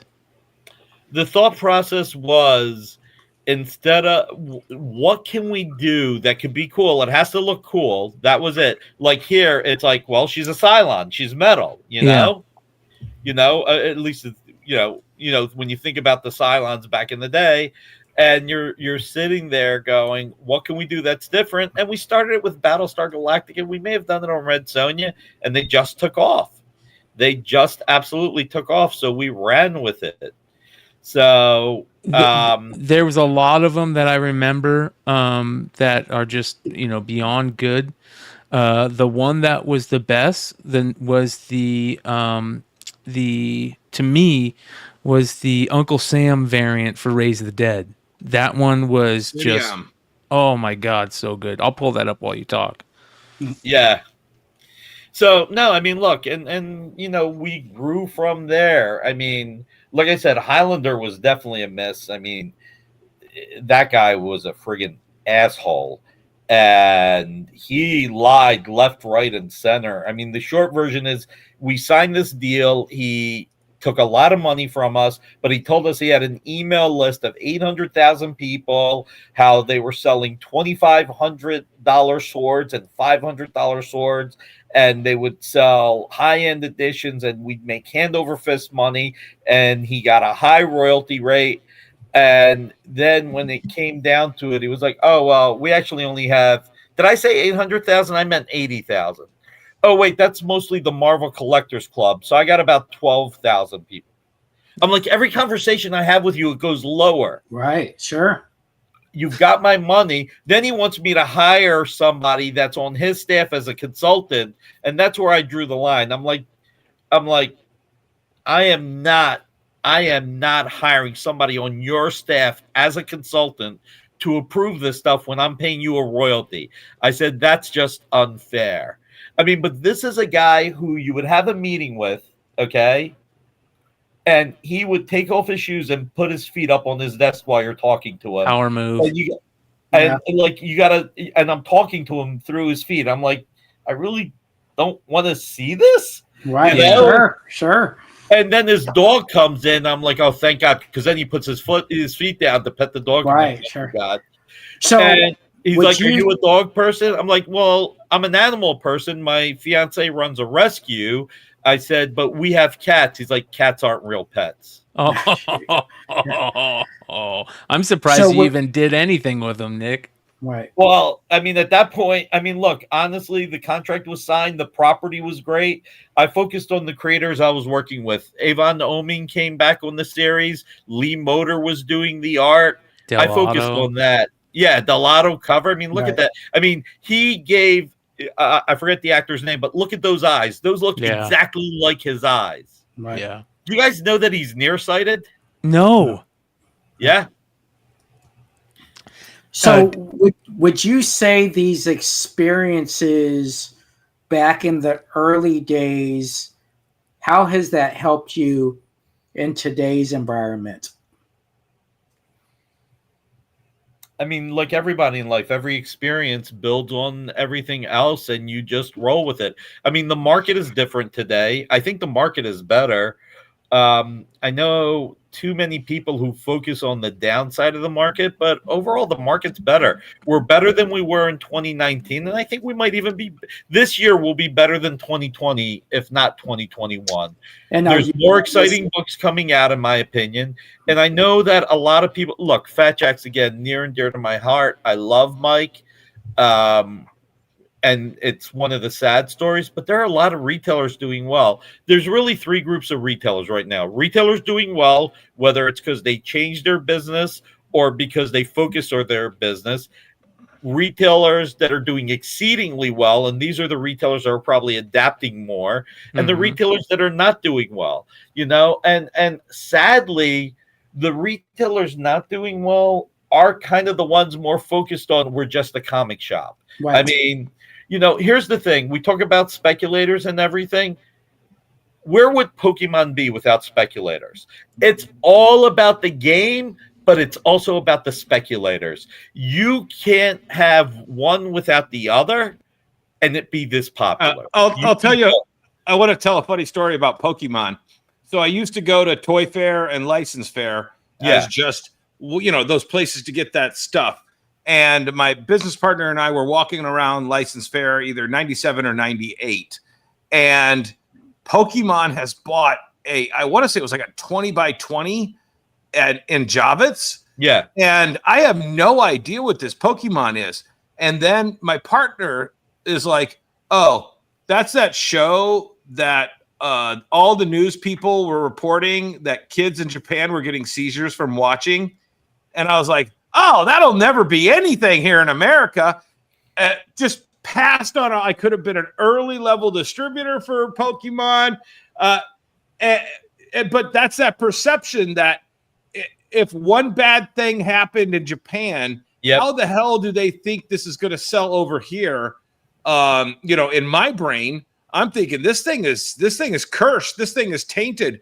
the first American kid to have a seizure is going to kill this thing. And instead, it's the greatest license to print money. Who was the first fast food place to do a Pokemon tie-in? You guys? McDonald's. Nope. No. First Pokemon tie-in. Are you talking about those Burger King perforated cards? I'm talking about fast food place that did something with Pokemon. And I'll give you a hint. It's not Hardee's. No. Okay. And he called it Pokemon. Oh my gosh. Oh. So it's not McDonald's. It's not Hardee's. Jack in the Box? King. Huh? Jack in the Box? Bigger than Jack in the Box, I think. KFC? Whoever said KFC, it was the Colonel Go, and then like had a Pokemon. You could probably find the video. Sure. I think it had a Pokemon. So like, I'm like, how do I make money on this? Like, this is. By the way, Brian Rickard, thank you. I'm glad to hear you go to comics every month. That's the key to doing it.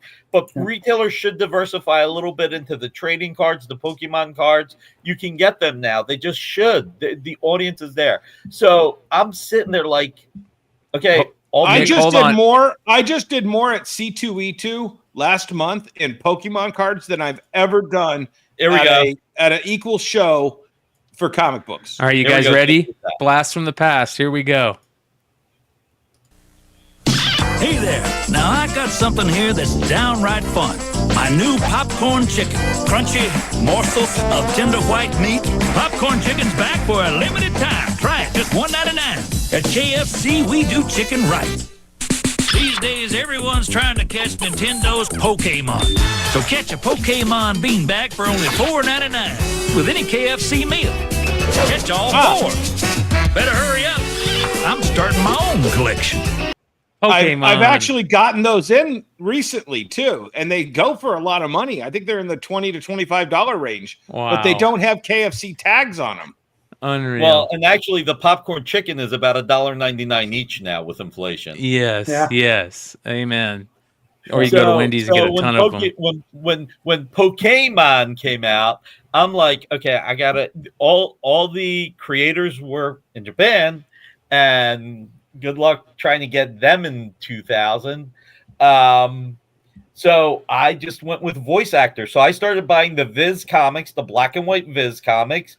I got the voice actors to sign them, and I sold them on TV. And I got it was impossible to get trading cards. I ended up buying like 20 cases of Topps Pokemon cards.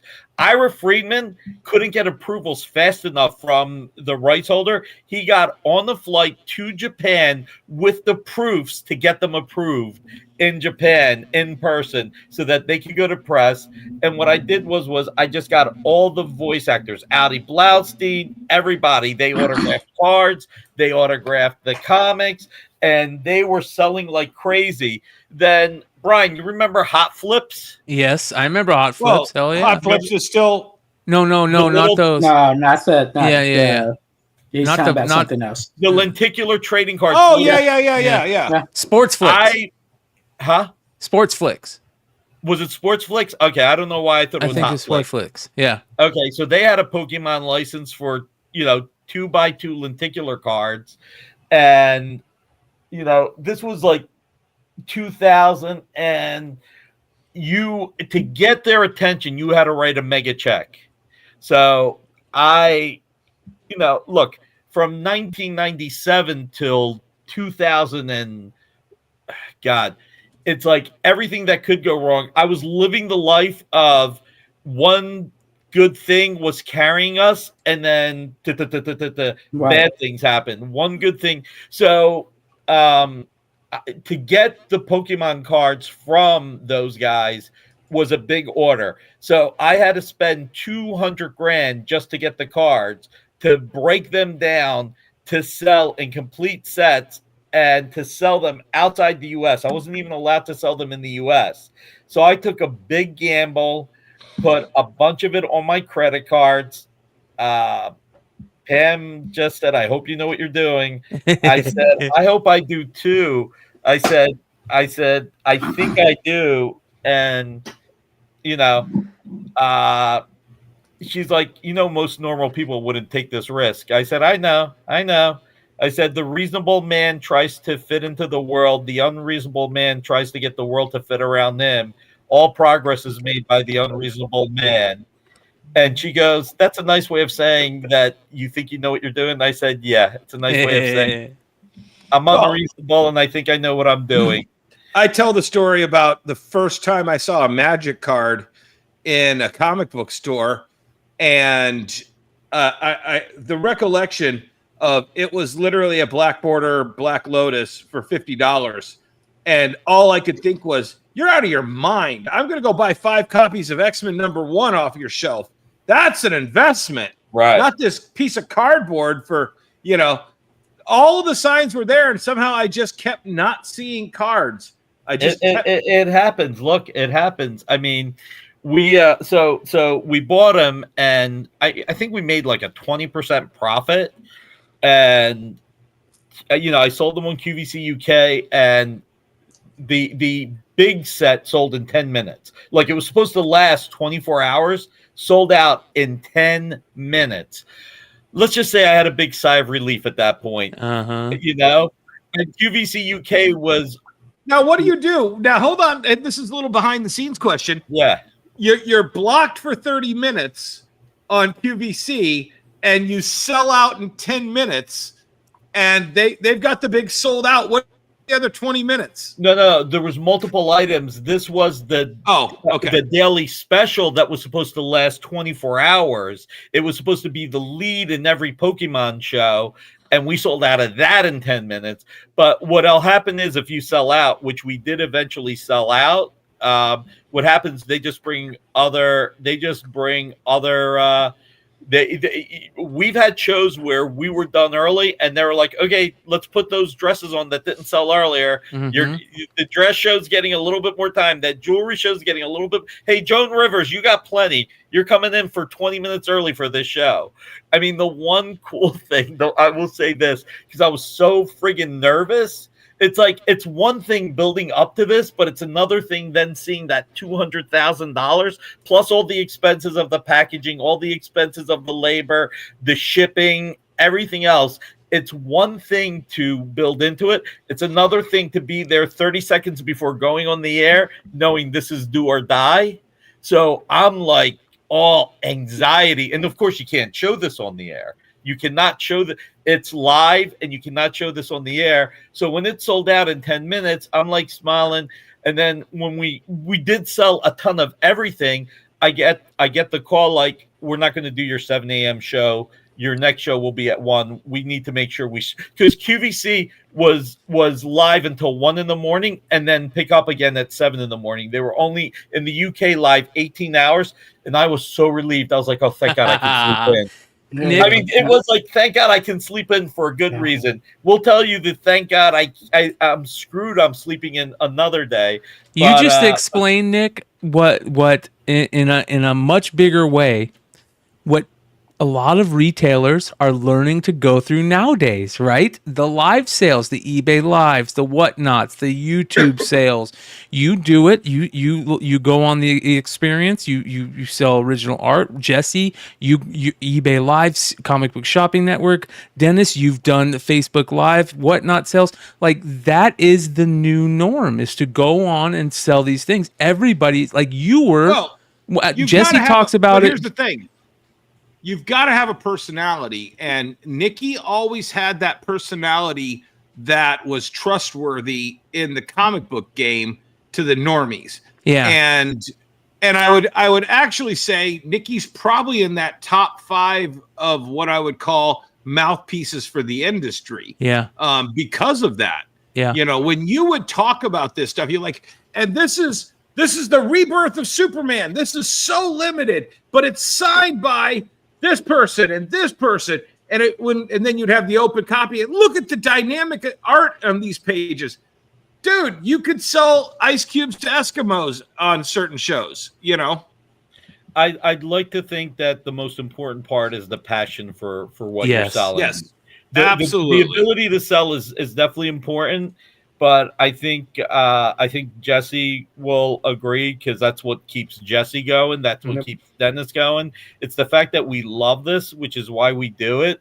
The fact that I'm immature helps. The fact that I'm never going to grow up, that helps. I don't think any of us that are comic fans or into I think the culture. funny part is, and I say this every day I show about 120 books, 177 sellout shows in a row. And I sit there and I say, the guy did not wake up saying, I need a Micronauts number 9.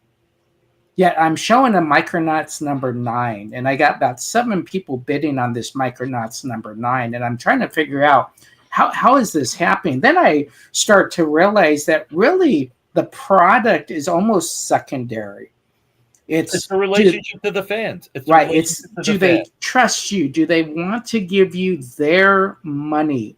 So your entertainment must be stuff about culture, tradition. Yeah. If you own a comic book store, it's a little bit easier because they know they're going to ship your product out. But live stream, and I wouldn't say live streaming is the thing now. Live streaming is the way to sell right now, and Kickstarters are considered live streaming because it's second or third market. Obviously, what the 3 of us do, the 4 of us do as well. But it's a big market that you can't ignore. And so, it is. And one more thing, Nick mentioned the 3 type of stores. That third store, I can guarantee you, isn't live streaming. Yes. That is correct. And the sad part is retailers are the best social media our industry has. They are sitting there. They can hand sell a comic. I always believe that you need to have at least 2 factors to sell a comic. You either need to love it or you need to understand why the audience loves it. Because I didn't love Pokemon. That's a great but point. I understood why the audience loved it. You want to know why that's important in my opinion? Because if you the audience knows better than you, because they pay your bills, and otherwise you come off as a grifter. Otherwise, you people will find it out. They'll be able to tell. You can tell instantly when this person doesn't know about comic community and comic book history. It's okay if you don't know all the comic book history, but you need to know what the comic book community is in order to not come off as a grifter. I had a dealer berate me for not selling Beanie Babies. Like, he's like, you're an idiot for not selling these. This is the greatest. I'm like, dude, I just don't want to sell plush animals full of beans. I'm sorry. I get it. Go ahead, man. Have the whole market to yourself. No, we need to expand this market. There needs to be. And I'm like, no, I'm cool. And it was just like, wow, dude, you're just an asshole. I don't want to sell your fucking beanie crack, Yeah. Nick, I want to ask you one more question real fast to just feed off what you said. Why are you saying we're in a better world right now in the comic book industry? What is the factors? I think the comics are more exciting. I think people are just more jazzed about it. I mean, look, we got really fortunate. We worked hard with Thundercats, with Space Ghost. Nobody expected Space Ghost to succeed. Everybody thought Space Ghost was going to be this throwaway title. And you know what? Our issue number 2 only sold 20% less than number 1, which is almost unheard of. Look at Ultimate Spider-Man. Look at Ultimate Black Panther. Look at what Kirkman's doing with G.I. Joe and Transformers. Shit, let me take a look Doom. at right now. Last month's Doom comic. Yeah. Well, look at his Kickstarter. He's at $864,000. Not just that, he sold out of all of the top tiers of Larry Hama signing. Yeah. So, but now focusing with the direct. By the way, it's over 900,000 now. He's obviously going to beat us on Gargoyles, and he has a chance of beating Berserker. So, I mean, when you look at it, it's just great. It's friggin' fantastic. You know what? I think I told you guys this last time. When Energon Universe happened and those sales shot up to over 100,000 once people saw what was. Yeah, look at that. Isn't that great? That's fantastic. This is unbelievable. It's more than great. It's unbelievable, and it completely hits the nail on the head what you're talking about, Nick. Because I'll be honest, man, I was getting close to that edge where I was like, I am. There's so many comics that I read that I don't like anymore, especially from Image, DC, and Marvel. The big ones, they're losing me, and they're losing me quick. And this came out, and it changed everything for me in the last couple months. I emailed Hasbro and said to them, they told us we came in second. I emailed them when the Energon universe was happening and people knew what it was. I sent them an email saying, hey, I think we would have done a great job on this, but I can honestly tell you, I think Skybound did a better job than we would have. I said, we would have done a great job. Don't get me wrong. I'm not saying we wouldn't have done a great job. We would have done a great job, but I think they took it to a level. I never would have thought of Daniel Warren Johnson. Right. Let me play devil's advocate here, Nick, on this. Obviously, I'm fine with Kickstarters. What is your answer to a retailer that says, oh my gosh, they just took $900,000 away from the retailers? I'll tell you what I tell the few retailers that have a problem with it. We're not doing that. We're actually expediting money in your pocket. If we were going to do the Gargoyles collections from Marvel and from Slave Labor as normal releases, we would release one a year probably, because we have to redigitize them, remaster them, and get them going. Kickstarter is now allowing us to do all three. We'll be able to give you all three over the course of 3 months once we fulfill Kickstarter.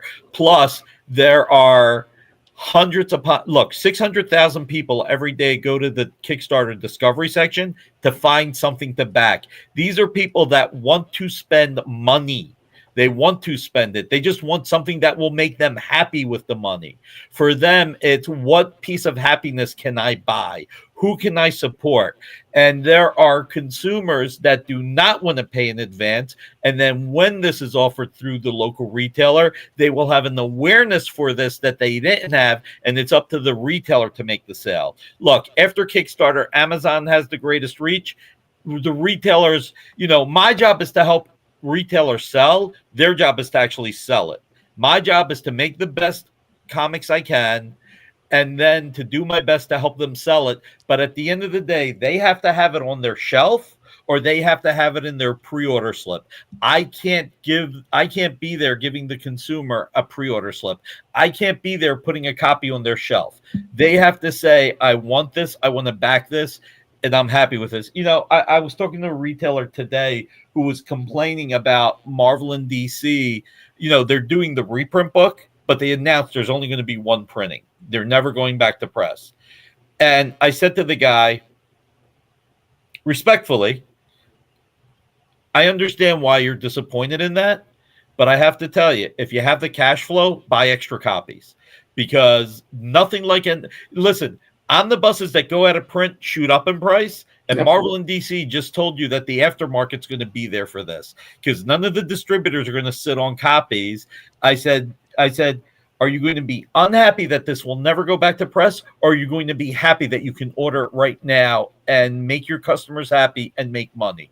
Which one? This is, believe it or not, there are very few things. But once again, Nikki, you already explained it earlier. There's three kinds of retailers. Yeah. 1/3 of those guys are going to figure that out. 1/3 are going to curse the person who did it. And the 1/3 in the middle are going to pass up that opportunity. Yeah. And you know what? Here's the thing. Retailers have it hard. Don't get me wrong. But the retailers, you were talking about Joe Fields. I mean, Joe's got the right mindset. Okay, this store's closing down. We'll find another location. Yeah. I'm hoping Mike does the same thing. I really am. And you know what? He should sell bagels at that new location too. Just to stick it to the bagel store that's stealing his spot. Hey, listen. Let's be honest. It's hard to be a brick and mortar comic book shop anymore. When you have people that are able to, pay for have a place that is a quarter of the space and sell just as many books online or with their live selling platforms. It's very hard to have that nut every week that you got to hit. that Jesse you talk retailers about. need to do. They need to listen to the audience. If you don't complain that this one customer wants to buy this 1 in 25 and you have to buy an extra 5 copies to get to the 1 in 25, instead charge him the fair markup price for it, and then take those extra 5 copies, put them on the stand and try and sell them. Don't bitch about something that is so counterintuitive to your having a good comic store. That is so stupid on so many levels. And that's one thing that does frustrate me. But I'm going to go back to, there are so many good comics happening right now. Scott Snyder's coming back to DC. Mark Waid's killing it at DC. Jeff Dark Johns. Horse is doing some cool stuff with Ghostbusters, and still Stranger Things is going. IDW, they went through a restructuring. They laid off a bunch of people, but they went from 150 issues of Turtles to a relaunch with Jason Aaron. Holy shit, that's awesome. The industry right now is putting out such great comics. We've got a great Steve Niles Red Sonja series coming out right now. Space Ghost. Your Army of Darkness series with Tony Fleeks. That was great stuff. It's out of this world. And you know what? It's not selling what we want, but it doesn't matter. It's a great series. That's what matters. You know what? I tell my guys this on a regular basis. We all have shit days. And trust me, my job, I have good things and bad things happen to me every day. And what I tell Pam is I just hope that the good things outweigh the bad things, because there is no day that I don't walk into the office where bad things happen. You don't run a business without bad things happening. How do you overcome them? And do you have more good than bad happening? Listen, like I said to you guys, when it came to Red Sonja, I was sitting there going, oh my God, we're only going to sell 10,000 copies. Right. We were budgeted for 50. 50 would get us 30,000 number ones. What am I going to do oh shit, we sold 240,000 copies. How the hell am I going to pay for this? I went from one extreme of a problem to the other extreme. Right. Hey, Nick, I want to ask you one more question. I realized I got it in my notes. Why doesn't Dynamite do conventions? Because it takes a lot of time out of everything. We would need a much larger staff than we have. And conventions are cool, conventions are fun, conventions are sexy. When you're getting ready for a show, you're either doing a show where you only have a display and you're not selling anything, which will frustrate some of your fans, because why are you there if you're not selling anything? Right. Or you're creating exclusives and having a bigger stand to stand out, but then all of your editors, all your shipping people, 6 weeks before the show, that's what they're focusing on. And then 2 weeks after the show, they're exhausted. Things slip between the cracks. Some of the regular monthly comics don't ship on time because people aren't paying attention. It's just so much work. If we had a staff that only focused on conventions, it would be one thing.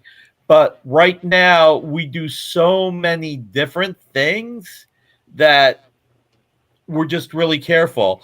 And by the way, talk about having, always being a good frame of mind. When I sent that email to Hasbro congratulating them on Skybound, they sent me an email back saying, let's find something to work on together. Amen. Obviously, it won't be comics, but what would you like to do?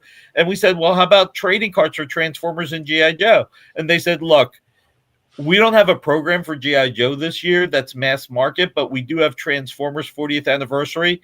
Let's talk about a license for that. Okay. And just because out of the blue, I emailed them, congratulated them, that opened that door. Amen. Look, it's I want retailers to think positively. Too many people continue to talk about everything that's wrong with the market. I get it. You can't fix anything without talking about what's wrong with it. But if you only talk about everything that's wrong, how can you, A, have the right outlook to get out of it? And B, if we talk about the things that are working, that's another thing for retailers to learn. Oh, this is working. I should try it. Look, the biggest problem our industry's had is that in the early 2000s and the late 90s, we missed out on manga. Diamond And retailers should have been talking to manga publishers like Tokyo Pop, Random House, and even Dark Horse, because Dark Horse was a leader in manga back then, okay? They should have been talking to them about shipping collections to comic stores fully returnable. The same terms that the manga publishers gave Barnes & Noble, Borders, Books A Millions, they should have given comic retailers. They should have made it easy for comic retailers to get that younger audience. But here's the thing, Nikki, you know the Diamond Retailer Summits.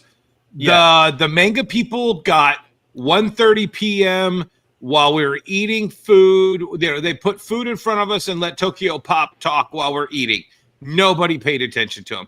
They put them right next to somebody giving away a free variant, and they're giving away samplers of manga, and nobody's stopping to talk to them.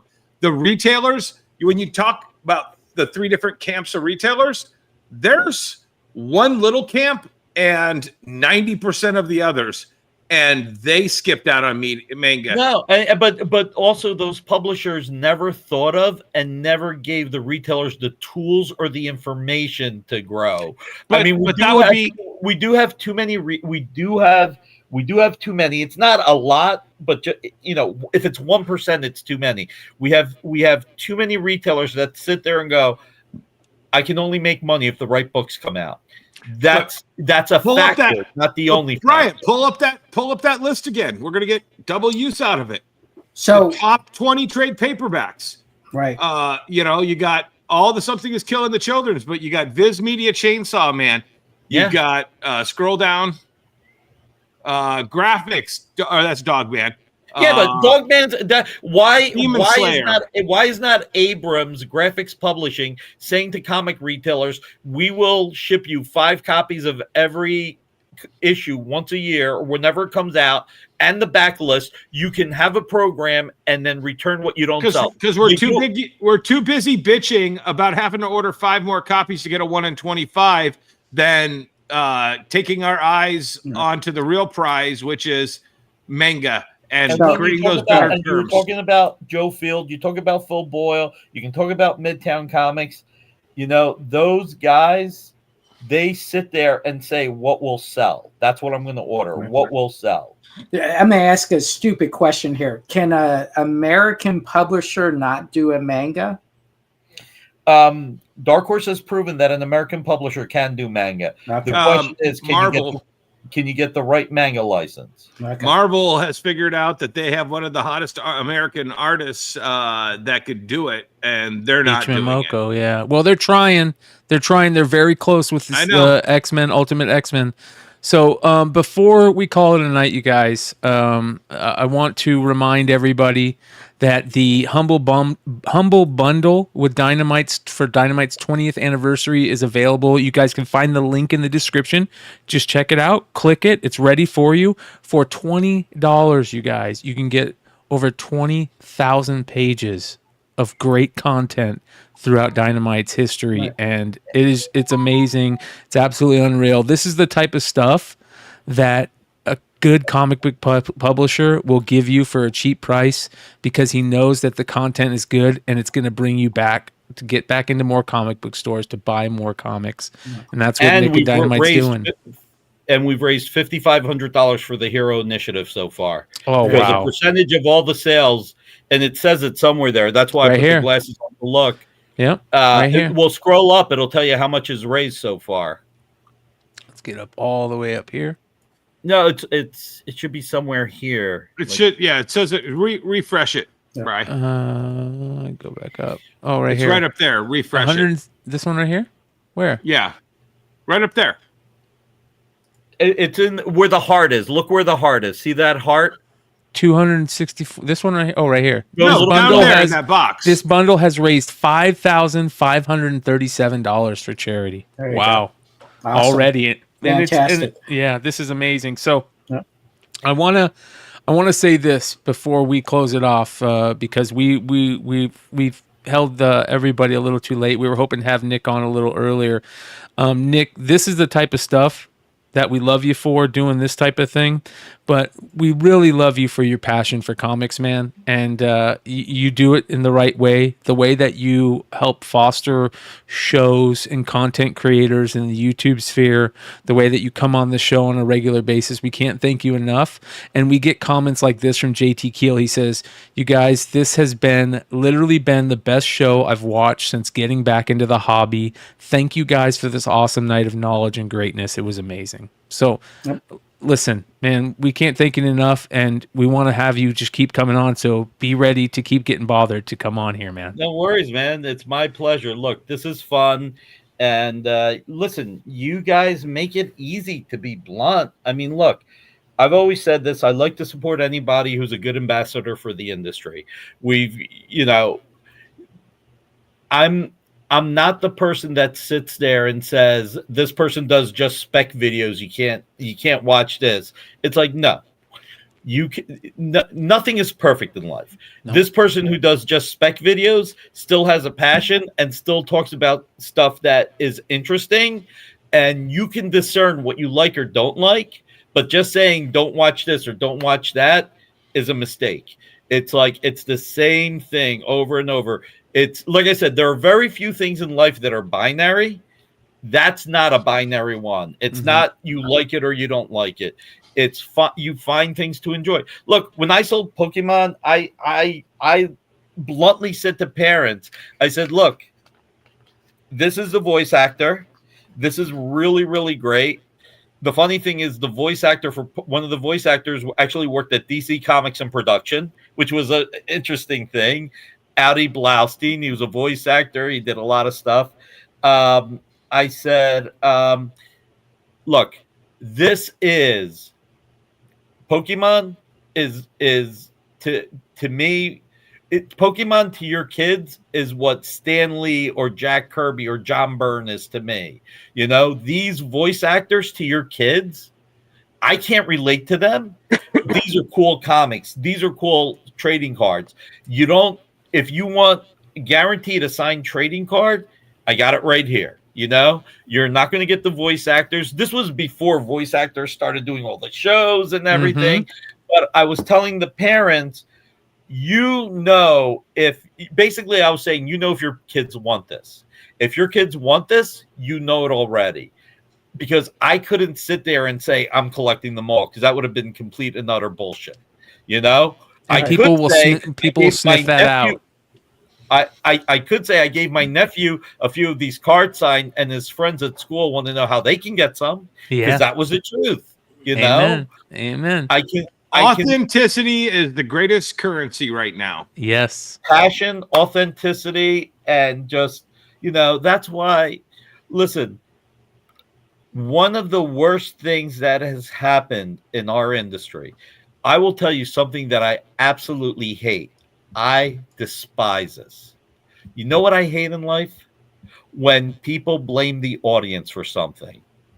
When Ridley Scott, one of the greatest directors of all time, he did that movie with Matt Damon, the Mars whatever. One? Yeah. Huh? No, not the Mars one. The one that came out like a year or two ago in like medieval times. I forget. Yes. Yeah. You're talking about Great Wall? Yeah. I think so. The movie bombed. What did Ridley Scott say? It's all millennials. They suck. They don't know what to watch. Yeah. There are famous artists in our industry who will not do interior work because they feel like the audience has betrayed them. The audience has not betrayed you. You are willing to take a chance that the audience will be there. When we have a book that doesn't work, I don't blame the audience. And I question what we did wrong, because sometimes you just have a book. It could be the best book in the world, and it just doesn't click. That second Charlie's Angels movie that they just made, and they said, sit down, guys, this isn't for you.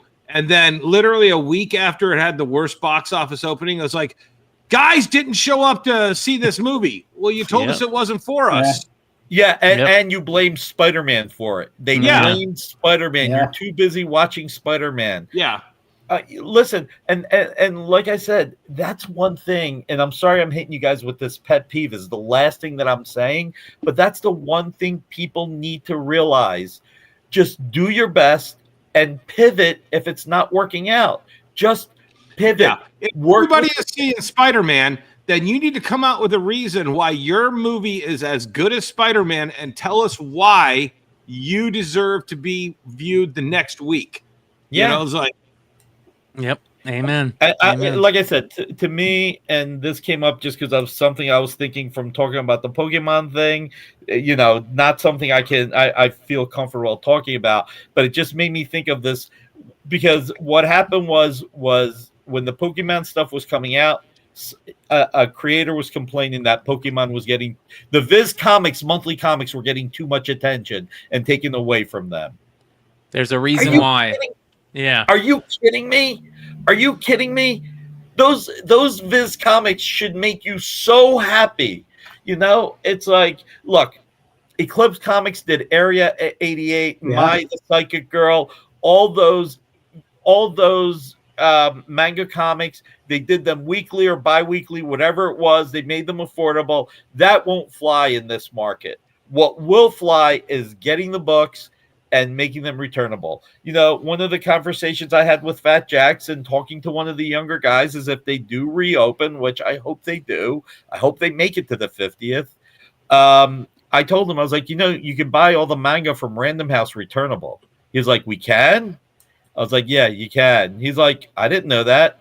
I was like, yeah, listen, here, you fill out the Simon & Schuster, you fill out the Random House, you buy the manga, whatever doesn't sell, you return. You know, and it's just like that. Get people in the comic shop. I'm sorry I went off on the tangent about blaming the audience. Okay. Hey, that's why we love you, Nick, and that's why we have you on whenever you want to come on, and we're going to bother you to come on again in a week or two. So where can they find you? Happy 20th anniversary, Nicky Barrucci and Dynamite Comics. Yeah. Amen. Thank you, guys. Amen. Thank you. And hey, really appreciate you plugging the Humble Bundle. It is really just, you know, one of the things about the Humble Bundle that's really exciting is that it gives fans a taste of a lot of our books so that you can then decide whether or not you want to try more. I mean, that's the exciting part about this. Amen. Amen. Thank you, Nick. We appreciate you. We'll talk to you soon, man. Take care, guys. Have a great one. Right, later, Nick. Well, there you guys go. The Humble Bundle link is below. Make sure you guys check it out. It is totally worth it. It'll help raise money for charity also, which you guys know we love the Hero Initiative over here. And what a show, you guys. This is the longest show yet. Yeah. We put everybody through it, almost 4 hours, 2 hours with Ross Richie, 2 hours with Nick Barrucci. And wasn't it funny that they both talked about the same stuff? They both talked about cycling. MA shows in the world right now is talking about Atomica. Yeah, both people talked about what are the odds? Multiple things they both talked about. It was unbelievable. You know, and I'll talk about this next week because we don't have time because we've already gone as long. Right. But literally the drama I had over the weekend was with two comic creators. And tonight we had both of their bosses on our show. That's what I'm talking about, baby. Yeah, you know, and it was like, oh, yeah, keep talking about that guy who tried to start a fight with me last weekend. All right, yeah, let's. But that's the beauty of this show. Yes. Is there's so much stuff going on in the industry, but we're talking about the positive aspects of this. When we bring up the negative, it's more of a corrective measure to get everybody on these same pages, like Nikki was talking about, like Ross was talking about. Like he had the greatest idea ever, Once and Future, and then he was like, "Oh, they want variants. All right, get rid of that." And now Something Is Killing the Children is a giant success because of variants. Berserker, giant success because of variants.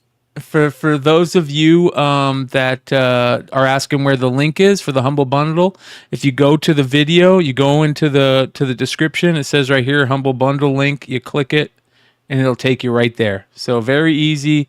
Link is right here. Dynamite Humble Bundle. Go click it. Go get into that stuff.